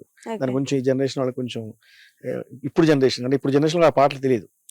అంటే ఆయన మేబీ 90s తర్వాత వచ్చిన పాటలు తెలుసు కానీ చాలా మందికి ఫస్ట్ లో ఇనిషియల్ గా ఆయన పాడిన పాటలు ఇప్పుడు జనరేషన్ చాలా మంది తెలియదు. సో ఇలాంటి పాటలు ఏ దివిలో విరిసిన పారిజాతంలో అయితే మల్లెలు పూసాను పాట. సో ఇలాంటి పాటలు నాకు చాలా క్యూట్ గా అనిపిస్తాయి నాకు. నేను పాడడం కూడా అలా ఇష్టపడతా స్టేజ్ మీద. సో అలాంటి పాటలు చేసి ఇప్పుడు జనరేషన్ వినిపించాలని అనిపిస్తుంటాం నాకు. ఓకే. అండ్ రీసెంట్ గా నేను ఒక ప్రెస్ మీట్ లో విద్యాబాలన్ గారిని కలవడం జరిగింది. ఓకే. సో ఆవిడ ఎంఎస్ సుబ్బలక్ష్మి అమ్మ ఉన్నారు కదా, ఆవిడ బయోపిక్ తీయాలని 7-6 years బిఫోరే అనుకున్నారంట. బట్ అది కుదరలేదు. బట్ ఆవిడ ఫొటోస్ అనేవి రిక్రియేట్ చేయడం జరిగింది. సో ఎంఎస్ సుబ్బలక్ష్మి అమ్మ గారి గురించి మనకి ఎక్కువగా తెలియదు. బట్ మీరు ఒకవేళ అనుకుంటే అలా అండ్ లైక్ ఎంఎస్ సుబ్బలక్ష్మి అమ్మ గారే కాదు, ఎవరి బయోపిక్ రావాలి సింగర్స్ లో తెలియాలి జనాలకు వీళ్ళ గురించి? బికాస్ ధనుష్ గారు నాకు తెలిసి ఇళయరాజా గారు అనుకుంటాను, ఇళయరాజా గారా ఆయన బయోపిక్ చేస్తున్నారు. యా. సో అలా ఎవరిది రావాలనుకుంటారు ఒక బయోపిక్ తెలియాలి జనాలకి వీళ్ళ గురించి అని? అంటే నేను యాక్చువల్గా అనుకున్నా, నాకు తెలుగులో బాలు గారు ఎంత ఇష్టమో హిందీలో నాకు రఫీ గారు ఇష్టం బాగా. రఫీ గారు బాలు గారికి కూడా రఫీ అంటే పిచ్చి. ఉమ్, సో అదే పిచ్చి నాకు కూడా వచ్చింది. రఫీ గారి పాటలు చాలా ఇష్టం నాకు. సో నా యాక్చువల్లీ నాకు ఎందుకు ఆయన చేస్తే బాగుంటుంది అనిపిస్తుంది నాకు, మొహమ్మద్ రఫీ గారు. మొహమ్మద్ రఫీ గారు. అంటే బాలు గారు అంటే ఇట్స్ ఆల్మోస్ట్ ఓపెన్ బుక్ అయింది నాకు తెలిసినంత వరకు. ఆయన పెద్ద సీక్రెట్స్ ఏం లేవు ఆయన కెరీర్ విషయంలో. కాబట్టి బాలు గారిది బయోపిక్ అంత అవసరం లేదని చాలా మందికి తెలుసు. ఆల్మోస్ట్ మొన్నటి వరకు కూడా ఉన్నారు కాబట్టి అందరికీ, ఆల్మోస్ట్ ఇప్పుడు జనరేషన్ కూడా అందరికి చాలా మందికి ఆయన గురించి, ఆయన లైఫ్ అంతా కూడా తెలుసు, ఆల్మోస్ట్ తెలుసు. ఇట్స్ ఓపెన్ ఇది కాబట్టి. రఫీ గారిది నాకు అనిపిస్తుంది, నా పర్సనల్ ఫీలింగ్ అది, మొహమ్మద్ రఫీ గారి తెలియాలని.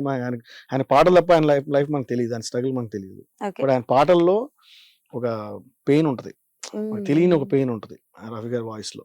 సో ఆయన ఎవరైనా తీస్తే బాగుండని నాకు ఉంది. రఫీ గారు పాడిన పాటల్లో మీ ఫేవరెట్ వన్? చాలా ఉన్నాయి. One song for us. एहसान तेरा होगा मुझ पर, दिल चाहता है वो रहने दो मुझे, तुमसे मोहब्बत हो गई है मुझे, पलकों की छाँव में रहने दो, एहसान तेरा होगा मुझ पर. చాలా ఉన్నాయి. మీరు రెగ్యులర్ గా కూడా ఇన్స్టాగ్రామ్ లో సాంగ్స్ పాడి పెడుతూ ఉంటారు కదా? ఈ మధ్య పెట్టలేదు, ఉమ్, చాలా అయింది. బట్ పెడుతూ ఉంటాను నేను. ఓకే. వేణు గారికి అంటే only- పెద్ద ప్లాన్ చేయను. అంటే రేపు ఈ పాట పాడాలి అంత ప్లానింగ్ ఉండదు. ఈ టైం తక్కువ ఒక సంగం పాట గుర్తొచ్చిందని తక్కువ తీసి పెట్టేస్తూ ఉంటాను అంతే. ప్రాక్టీస్ చేసేసి ఏదో బాగా మేకప్ వేసేసుకుని డ్రెస్ వేసుకుని అంత ప్లానింగ్ ఉండదు. ఉమ్, తక్కువ ఆ టైంలో ఎలా ఉన్నా సరే కొంచెం ఏదో అలా సర్దేసుకుని పాడేస్తాను అంతే. ఓకే.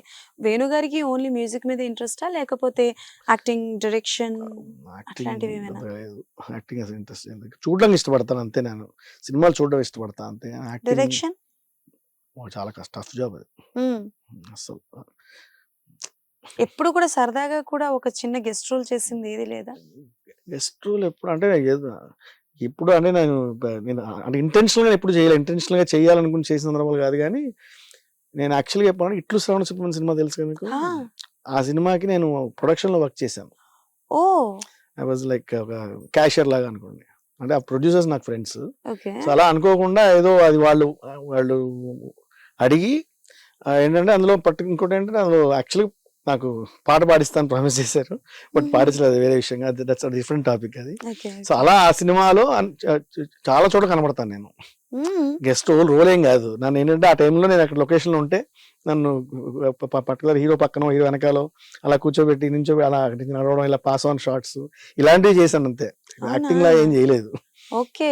సో అలా అందులో కనబడతాను. ఆ సినిమాలో చాలా ఆల్మోస్ట్ 5-6 షార్ట్స్ లో కనబడతాను నేను. ఇప్పుడు మనం చేయాల్సిన పని అంటే ఇట్లు శ్రావణి సుబ్రహ్మణ్యం సినిమా చూసి మీరు పాస్ చేసుకుంటూ ఎక్కడ చూసుకోవాలి. కానీ గుర్తుపట్టరు. అప్పుడు ఇంకా సన్నగా ఉంది, చాలా సన్నగా ఉంది. ఇంకా మొహం ఇంత లేదు, ఇంత తక్కువ ఉంది. చిన్నవాడిని ఎప్పుడు ఇంకా ఆల్మోస్ట్ 20 years బ్యాక్ కదా ఇది దాదాపు.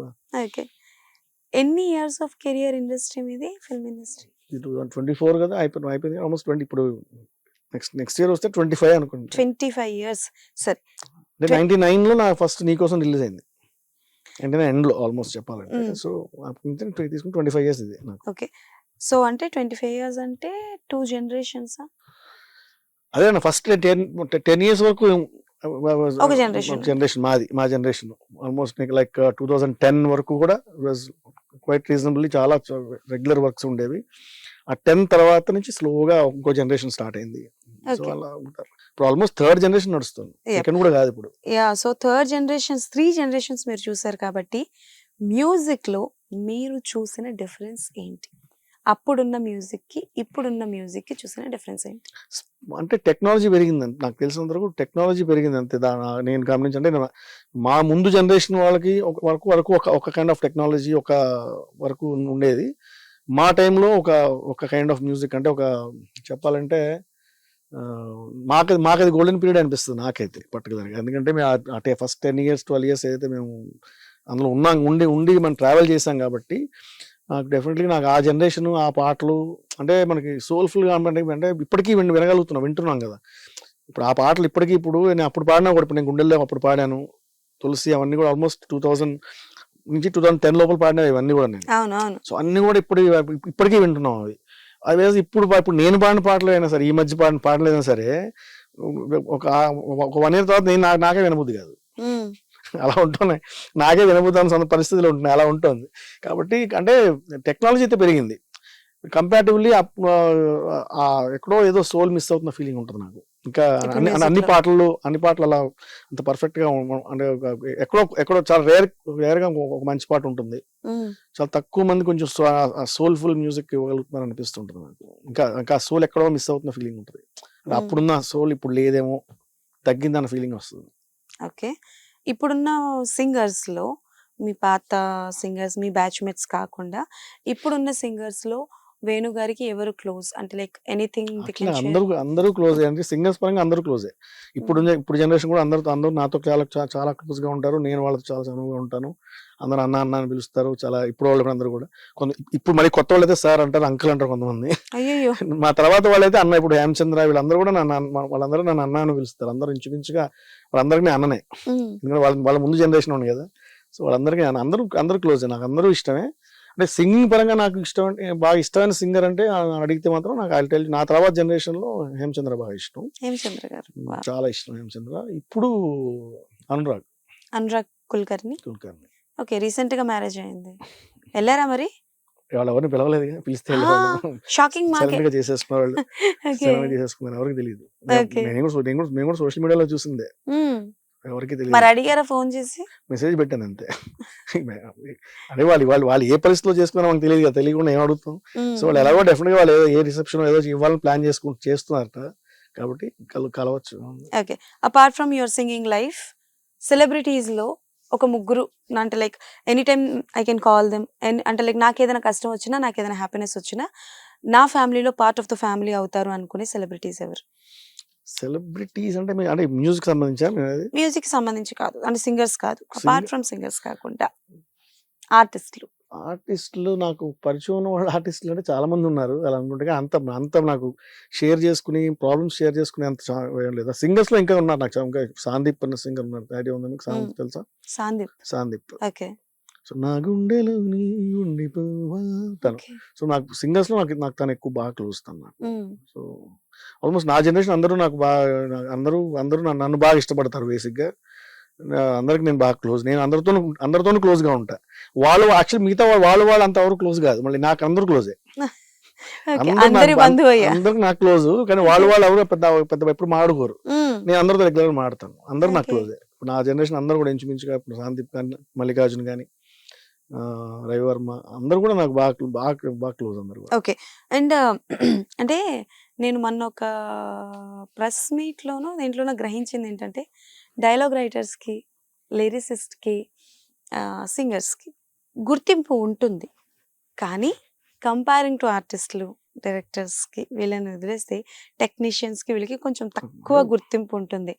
ఎప్పుడైనా ఈ 25 ఏళ్ల కెరియర్ లో దాని గురించి ఆలోచించి బాధపడ్డ రోజు ఉందా? అంటే ఇంకా యాక్చువల్లీ చెప్పాలి సింగర్స్ కొంచెం అదృష్టం అని చెప్పాలి. ఎందుకంటే మేము ముందుకెళ్ళి స్టేజ్ మీద పర్ఫామ్ చేస్తాము. అంటే వేరే స్టేజ్ మీద పాడుతాం, వేరే కంట్రీస్కి వెళ్ళి పాడుతూ ఉంటాం, పర్ఫామ్ చేస్తూ ఉంటాం. అన్నట్టు లిరిసిస్ట్ కి, రైటర్స్ కి వాళ్ళకి అవకాశం ఉండదు కదా. వాళ్ళు వెనకాలే ఉంటారు. బట్ సింగర్ కంటే ముందే మనకి ఫస్ట్ సాంగ్ క్రియేట్ అవ్వడంలో కంపోజర్ అండ్ లిరిసిస్ట్ కదా. వాళ్ళ తర్వాత లాస్ట్ జాబ్ మాది. వాళ్ళిద్దరిది అయిన తర్వాత లాస్ట్ జాబ్ మాది. బట్ మాకు ఎక్కువ, ఇంకా చెప్పాలంటే సింగర్స్ కి ఎక్కువ అవకాశాలు ఉంటాయి. ఎందుకంటే స్టేజ్ మీద మేము కనబడే అవకాశాలు మాకు ఎక్కువ ఉన్నాయి. ఒకప్పుడు లేవు, ఇప్పుడు పెరిగింది. మేము అంటే ఆల్మోస్ట్ చాలా స్టేజ్ మీద పాడతాము, వేరే కంట్రీస్కి వెళ్తూ ఉంటాం. సో చాలా ఉంటాయి కదా. సో మాకు ఎక్స్పోజర్ ఎక్కువ ఉండే అవకాశం ఉంది. లిరిసిస్ట్కి అవకాశం లేదు. ఓకే. నాకు ఒక డౌట్ వచ్చింది. అది ఏంటి అంటే, చాలా డౌట్లు చాలా డౌట్లు వచ్చాయి. బాలసుబ్రహ్మణ్యం గారు మాసా డానా ఏం సినిమానో గుర్తు రావట్లేదు, సూపర్ సినిమాలో ఒక సాంగ్ ఉంది, మిలమిల మెరిసే కనులకు ఎందుకు. అప్పట్లో చాలా ట్రెండింగ్ అయింది. ఆయన ఆ పాటని విమర్శించారు అని చెప్పేసి. దాని గురించి మీకేమైనా తెలుసా? అంటే అలా ఆయన విమర్శించిన సందర్భం నాకు తెలియదు. అంటే అలా ఆయన ఏదో మాట అన్నారని తెలుసు, కానీ అది సందర్భం నాకు తెలియదు. మేబీ అంటే ఇప్పుడు నేను కూడా పాడుతూ దిగలు ఎవరన్నా పాట సెలెక్ట్ చేసుకున్నప్పుడు అలా ఏదైనా ఆయన ఒపీనియన్ చెప్పి ఉండొచ్చు నాకు తెలుసు. అది ఆయనకి అదే ప్లాట్ఫామ్ కదా, వేరే ప్లాట్ఫామ్ ఎక్కడ మాట్లాడతారు ఆయన. ఆయన ఏదైనా మాట్లాడితే, ఏదైనా పాట గురించి మాట్లాడితే దాని గురించి అక్కడే మాట్లాడాలి. కాబట్టి అక్కడే నాకు తెలుసు అదే ప్లాట్ఫామ్ ఆయన మాట్లాడిన గుర్తుంది నాకు. బట్ మీరంటే నాకు సినిమా పేరు పాట గుర్తులేదు, సందర్భం గుర్తుంది అంతే. బట్ అంటే ఆయన వాళ్ళు పాడిన పాటలు కంపేర్ చేయ ఆబ్వియస్లీ వాళ్ళ కంపారిజన్ ఉంటుంది కదా. అండ్ ఆయన బేసిక్ ఏంటంటే సాహిత్యం ఎక్కువ ఇష్టపడే మనిషి. సో కాబట్టి ఏంటంటే సాహిత్యం కొంచెం ఏమైనా తేడాలు ఉంటే మాత్రం డెఫినెట్గా ఆయన ఈవెన్ పాడత దిగలో చాలా ఆయన మన ముందు చూసుకుని చెక్ చేసుకుంటాడు. ఆయన ఈ పాటలు మన మొత్తం లిరిక్స్ అంతా ప్రతి పార్టిసిపెంట్ తాలూకు పాటలన్నీ చూస్తాడు ఆయన. ఎక్కడైనా బ్యాడ్ లిరిక్స్ ఏమైనా ఉన్నాయా, కొంచెం పాడలేని లిరిక్స్ ఏమైనా ఉన్నాయా అని అలాంటి ఉంటే వెంటనే ఆయన పక్కకి పెట్టేస్తాడు. సో అవన్నీ ఆయన ఫిల్టర్ చేస్తారు పాటలు. మిమ్మల్ని ఎప్పుడైనా తిట్టారా పాడుతా తీగ షోలో? ఆ షోలో అంటే ఫస్ట్ సెకండ్ ఎపిసోడ్ లో తిట్టడం కాదు, అదేంటంటే సర్ది చెప్పడం, కొంచెం కొంచెం కొంచెం ఏదో ఆయన తిట్టు కూడా చాలా చాలా ప్రేమగానే ఉంటుంది. ఆయన తిట్టినా కూడా కొంచెం ప్రేమగానే ఉంటుంది. అంటే ఏదో ఇప్పుడు నేను ఒక పర్టికులర్ రౌండ్ లో అది తాళం రౌండ్ అనుకుంటా, అందులో తాళం అప్పట్లో ఇవి ఉండేవి పాడుతా దిగలో, శృతి రౌండ్ అని, తాళం రౌండ్ అంటే డిఫరెంట్ శృతులు ప్లే చేసి అందులో పాడాలి. అది చేంజ్ అవ్వచ్చు వెంటనే, ఇమీడియట్గా ఇప్పుడు ఒక శృతిలో పెడతారు, నెక్స్ట్ ఇంకో శృతి మారుతుంది, అలా చేంజ్ అవ్వగానే ఆ శృతి అందుకుని పాడేయాలి. అలా 3 శృతులు పెడతారు. ఒక పర్టికులర్ శృతిలో నేను టైం తక్కువ ఎత్తుకోవడం రాంగ్ ఎత్తుకున్నాను. ఆయన వెనక నుంచి ఇట్లా కొట్టాడు ఆయన. అంటే ఆయన అప్పటికి 2-3 సార్లు ఆయన గట్టిగా విను అంటున్నాడు ఆయనకి పక్క నుంచి. ఆయన తక్కువ రాంగ్ శృతి ఎత్తేసుకున్నా అప్పుడు. ఇలా వేస్తాడు ఆయన తప్ప చేత్తు వెనక నుంచి. అంటే ఆయన అప్పటికి ట్రై చేస్తున్నాడు ఆయన కరెక్ట్ చేయడానికి. నేను అంటే కొంచెం ఆ టెన్షన్ లో తక్కువని ఒక రాంగ్ శృతి నోట్ ఎత్తేసుకున్నా.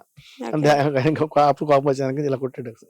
ఓకే, మీ అమ్మాయిలు ఏదైనా సినిమాలో పాడారా సార్? ఇంకా నేర్చుకున్నాను. ఇంకా మా రెండో అమ్మాయి నేర్చుకుంటుంది. పెద్దది దానికి మ్యూజిక్ ఇష్టం కానీ దానికి ఎందుకో నేర్చుకోవడం కాదు. ఏంటంటే అది స్పోర్ట్స్ లో ఉంది మా పెద్ద అమ్మాయి, బాస్కెట్ బాల్. సో తన స్పోర్ట్స్ ఇంట్రెస్ట్ దానికి. రెండో దానికి నేర్పిస్తున్నాను, చూడాలి అది ఎంతవరకు వెళ్తుంది ఇంకా తెలియదు. ఓకే, సో రియాలిటీ షోస్ చూస్తూ ఉంటారా? ఇప్పుడు చాలా ఎక్కువైపోయాయి మనకి. ఇప్పుడు ఎక్కువైపోయి చూసాను. ఒకప్పుడు నేను కూడా పార్టిసిపేట్ చేశాను. నేను మెంటర్ గా ఉన్నాను 4-5 షోస్ ఆల్మోస్ట్. జెమినీలో సంగీత మహాయుద్ధం అని చెప్పి ఒకటి వచ్చేది అప్పట్లో, అందులో వన్ ఆఫ్ ద మెంటర్ గా ఉన్నాను. తర్వాత చాలా గెస్ట్లకి చాలాగా వెళ్ళాను. జీ సరగమపాకి గెస్ట్ గా వెళ్ళాను. తర్వాత జీలోనే మళ్ళీ సైంటిస్ట్ అయిన ఒక షో ఉంది, షో వచ్చేది అప్పట్లో, దానిలో వన్ ఆఫ్ ద మెంటర్ గా వెళ్ళాను. అది కాక సూపర్ సింగర్ ఫస్ట్ లో చాలా ఎపిసోడ్స్ ఆల్మోస్ట్ గెస్ట్ గా వెళ్ళాను. సో చాలా అలవాటు నాకు చూసిన.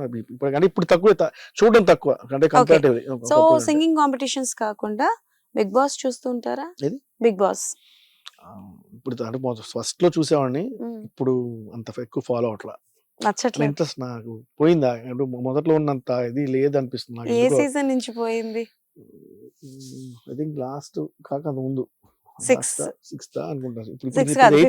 ఇప్పుడు ఇదేంటి 7th, ఇది 8th. ఓకే, అంటే 6th. అదే 6th. అప్పుడు అక్కడి నుంచి నేను ఆల్మోస్ట్ టోటల్ 2-3 సార్లు వినడం జరిగింది మీకు ఆఫర్ వచ్చింది బిగ్ బాస్ నుంచి అని. Is it true? అంటే నాకు డైరెక్ట్ గా ఎవరు అడిగిన సందర్భం లేదు కానీ అనుకున్నారని ఒకటి వచ్చింది. ఏ సీజన్ కి? సెకండ్ థర్డ్ అంటే ఎవరో వాళ్ళ ప్రాబ్లమ్స్ అనుకుంటారు కదా, లిస్ట్ వేసుకుంటారు కదా, అలా అనుకున్న సందర్భంలో అలా వచ్చిందని తెలుసు. కానీ నా దాకా ఇంత డైరెక్ట్ గా అప్రోచ్ కాలేదు. నాకు తెలిసి వచ్చినా కూడా నేను వెళ్ళేవాడిని కాదేమో. అయ్యో, ఇప్పుడు ఇప్పుడు సంగతి తెలియదు కానీ ఇప్పుడు నాకు వచ్చింది ఆ టైం బట్టి, అప్పుడు నా మైండ్ సెట్ బట్టి ఉంటుంది. కానీ బట్ ఏమో ఎందుకంటే నేను అలా ఉండలేదేమో. ఒక 4 గోడల మధ్య అలా ఉంటారు. అసలు ఎలా ఉంటారు అనిపిస్తుంటుంది నాకు. ఏమి లేకుండా, కమ్యూనికేషన్ లేకుండా, ఎవరితో బయటకి అదే మొహాలని రోజు లేవంగా అదే మొహాలను చూస్తూ రాత్రి వరకు 24 hours అలా చూడాలంటే అమ్మ అసలు అది ఎలా ఉంటారో అనిపిస్తుంటుంది నాకు. ఏమో నాకు వస్తే వెళ్తానేమో నాకు తెలియదు ఇప్పటికైతే నాకు అనిపిస్తుంది, అలా చూస్తే అనిపిస్తుంది ఎలా ఉంటారా అని. ఎలా ఉంటున్నారు అలా ఒకటే మొహాలు. పొద్దున్న లేవంగా పైగా టైం తెలీదు, టైం ఉండదు, కమ్యూనికేషన్ ఉండదు, ఎవరితో ఉండదు. ఇవన్నీ ఇలాంటివన్నీ విన్నప్పుడు అనిపిస్తుంది ఎలా ఉంటారు అలాగా అని, ఎలా ఉండగలుగుతారు అలాగా. ఏమో అలా వెళ్తేనైనా మీరు నాగార్జున గారిని కలుస్తారేమో. అంటే ఆయన కలవడం కోసం ఎలా వెళ్తే. ఓకే, బాలకృష్ణ గారికి ఏదైనా పాట పాడారా? డైరెక్ట్ గా ఆయనకి పాడలేదు, కలిసాను ఆయన కూడా 2 సందర్భాల్లో. బట్ ఆయన డైరెక్ట్ గా పాడలేదు. బట్ దానితో మేనత్త కూతుర రీమిక్స్ వర్షన్ నేను పాడాను. మ్మ్. నాని రైట్ మ్మ్. సినిమాలో. అని హేమచంద్ర మ్యూజిక్ దానికి. ఓకే. సో ఆ రీమిక్స్ వర్షన్ నేనే పాడాను. మ్మ్. సో అలా నేను ఆ ఫంక్షన్ లో ఆయన గెస్ట్ గా వచ్చారు అప్పుడు. ఓకే. సో అలా అప్పుడు కలిసాను ఆయన్ని. దాని తర్వాత ఇంకా 2-3 ఈ మన హుదూద్ తుఫాన్ ఫంక్షన్ ప్రోగ్రామ్ చేశారు కదా, మేము సైతం అని, మ్మ్, మ్మ్. అప్పుడు కలిసాను ఓకే. బాలకృష్ణ గారిని. తెలియకుండా చాలానే విషయాలు ఉన్నాయి వేణు గారి దగ్గర. సో ఇంకా తెలియని కూడా ఉంటాయి, ఇంకా చాలా ఉంటాయి, డెఫినెట్ గా ఉంటాయి. అవును, ఇప్పుడు అవన్నీ కవర్ చేయాలంటే ఇంకో 4-5 ఎపిసోడ్లు అవ్వాలి ఇంకో 4-5 ఎపిసోడ్లా. ఓకే, ఈజీగా. డెఫినెట్లీ మీరు అంటే లైక్ మాకు ఎప్పుడైనా ఇంకా మాట్లాడాలి అనిపించినప్పుడు డెఫినెట్లీ తప్పకుండా. నేను మీతో కాంటాక్ట్ లోకి వస్తాను. అండ్ థ్యాంక్ యూ తప్పకుండా. So much.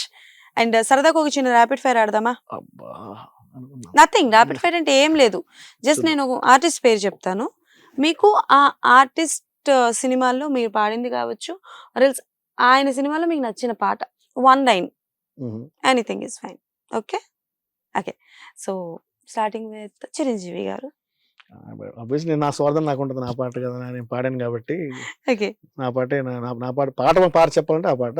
ఇంకా నాకు ఇష్టం, ఆయన ఇష్టమైన పాట అంటే ఆయన ఇష్టమైన పాట, ఇష్టం లేని పాట అనేది ఉండదు అసలు ఆయనది.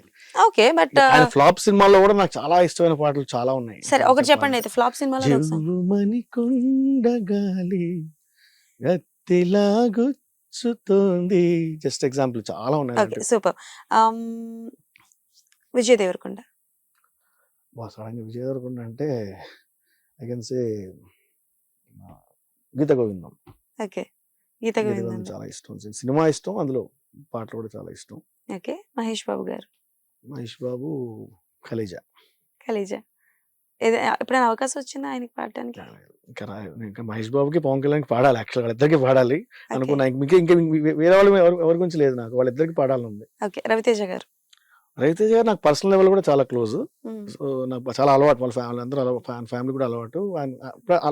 నా కెరీర్ కూడా ఆయనతో స్టార్ట్ అవడం తర్వాత చాలా సినిమాలు పాడాను ఆయనకి. మ్మ్, మ్మ్. అందులో నాకు ఇష్టమైన పాట యాక్చువల్ చెప్పాలంటే, సినిమా ఫ్లాప్ అయింది కానీ సార్ వచ్చారని సినిమా ఉంది, చేశారు కదా ఆయన, అందులో నేను పాడిన పాటే మ్మ్. నాకు చాలా ఇష్టం. జగ జగ జగదే కవీర జగ జగ జగ నిన్ను ఓకే. చేర, అది నాకు చాలా ఇష్టం. నా పాటలు నాకు అది చాలా ఇష్టం. వేరే పాటలు చాలా ఉన్నాయి, నేను పాడాను కాబట్టి నా పాట చెప్పుకున్నా. ఓకే, పవన్ కళ్యాణ్ గారిది ఏ సాంగ్? పవన్ కళ్యాణ్ అంటే సరే నాకు అప్పటి నుంచి ఉన్నాయి ఇష్టమైన సినిమాలు, ఖుషి నుంచి మొత్తం. తమ్ముడు పాటలు నాకు తమ్ముడు చాలా ఇష్టం సినిమా. రీసెంట్ గా అంటే ఆబ్వియస్లీ నాకు రీసెంట్ కాదు, గబ్బర్ సింగ్. గబ్బర్ సింగ్. Okay, done. నాని గారు.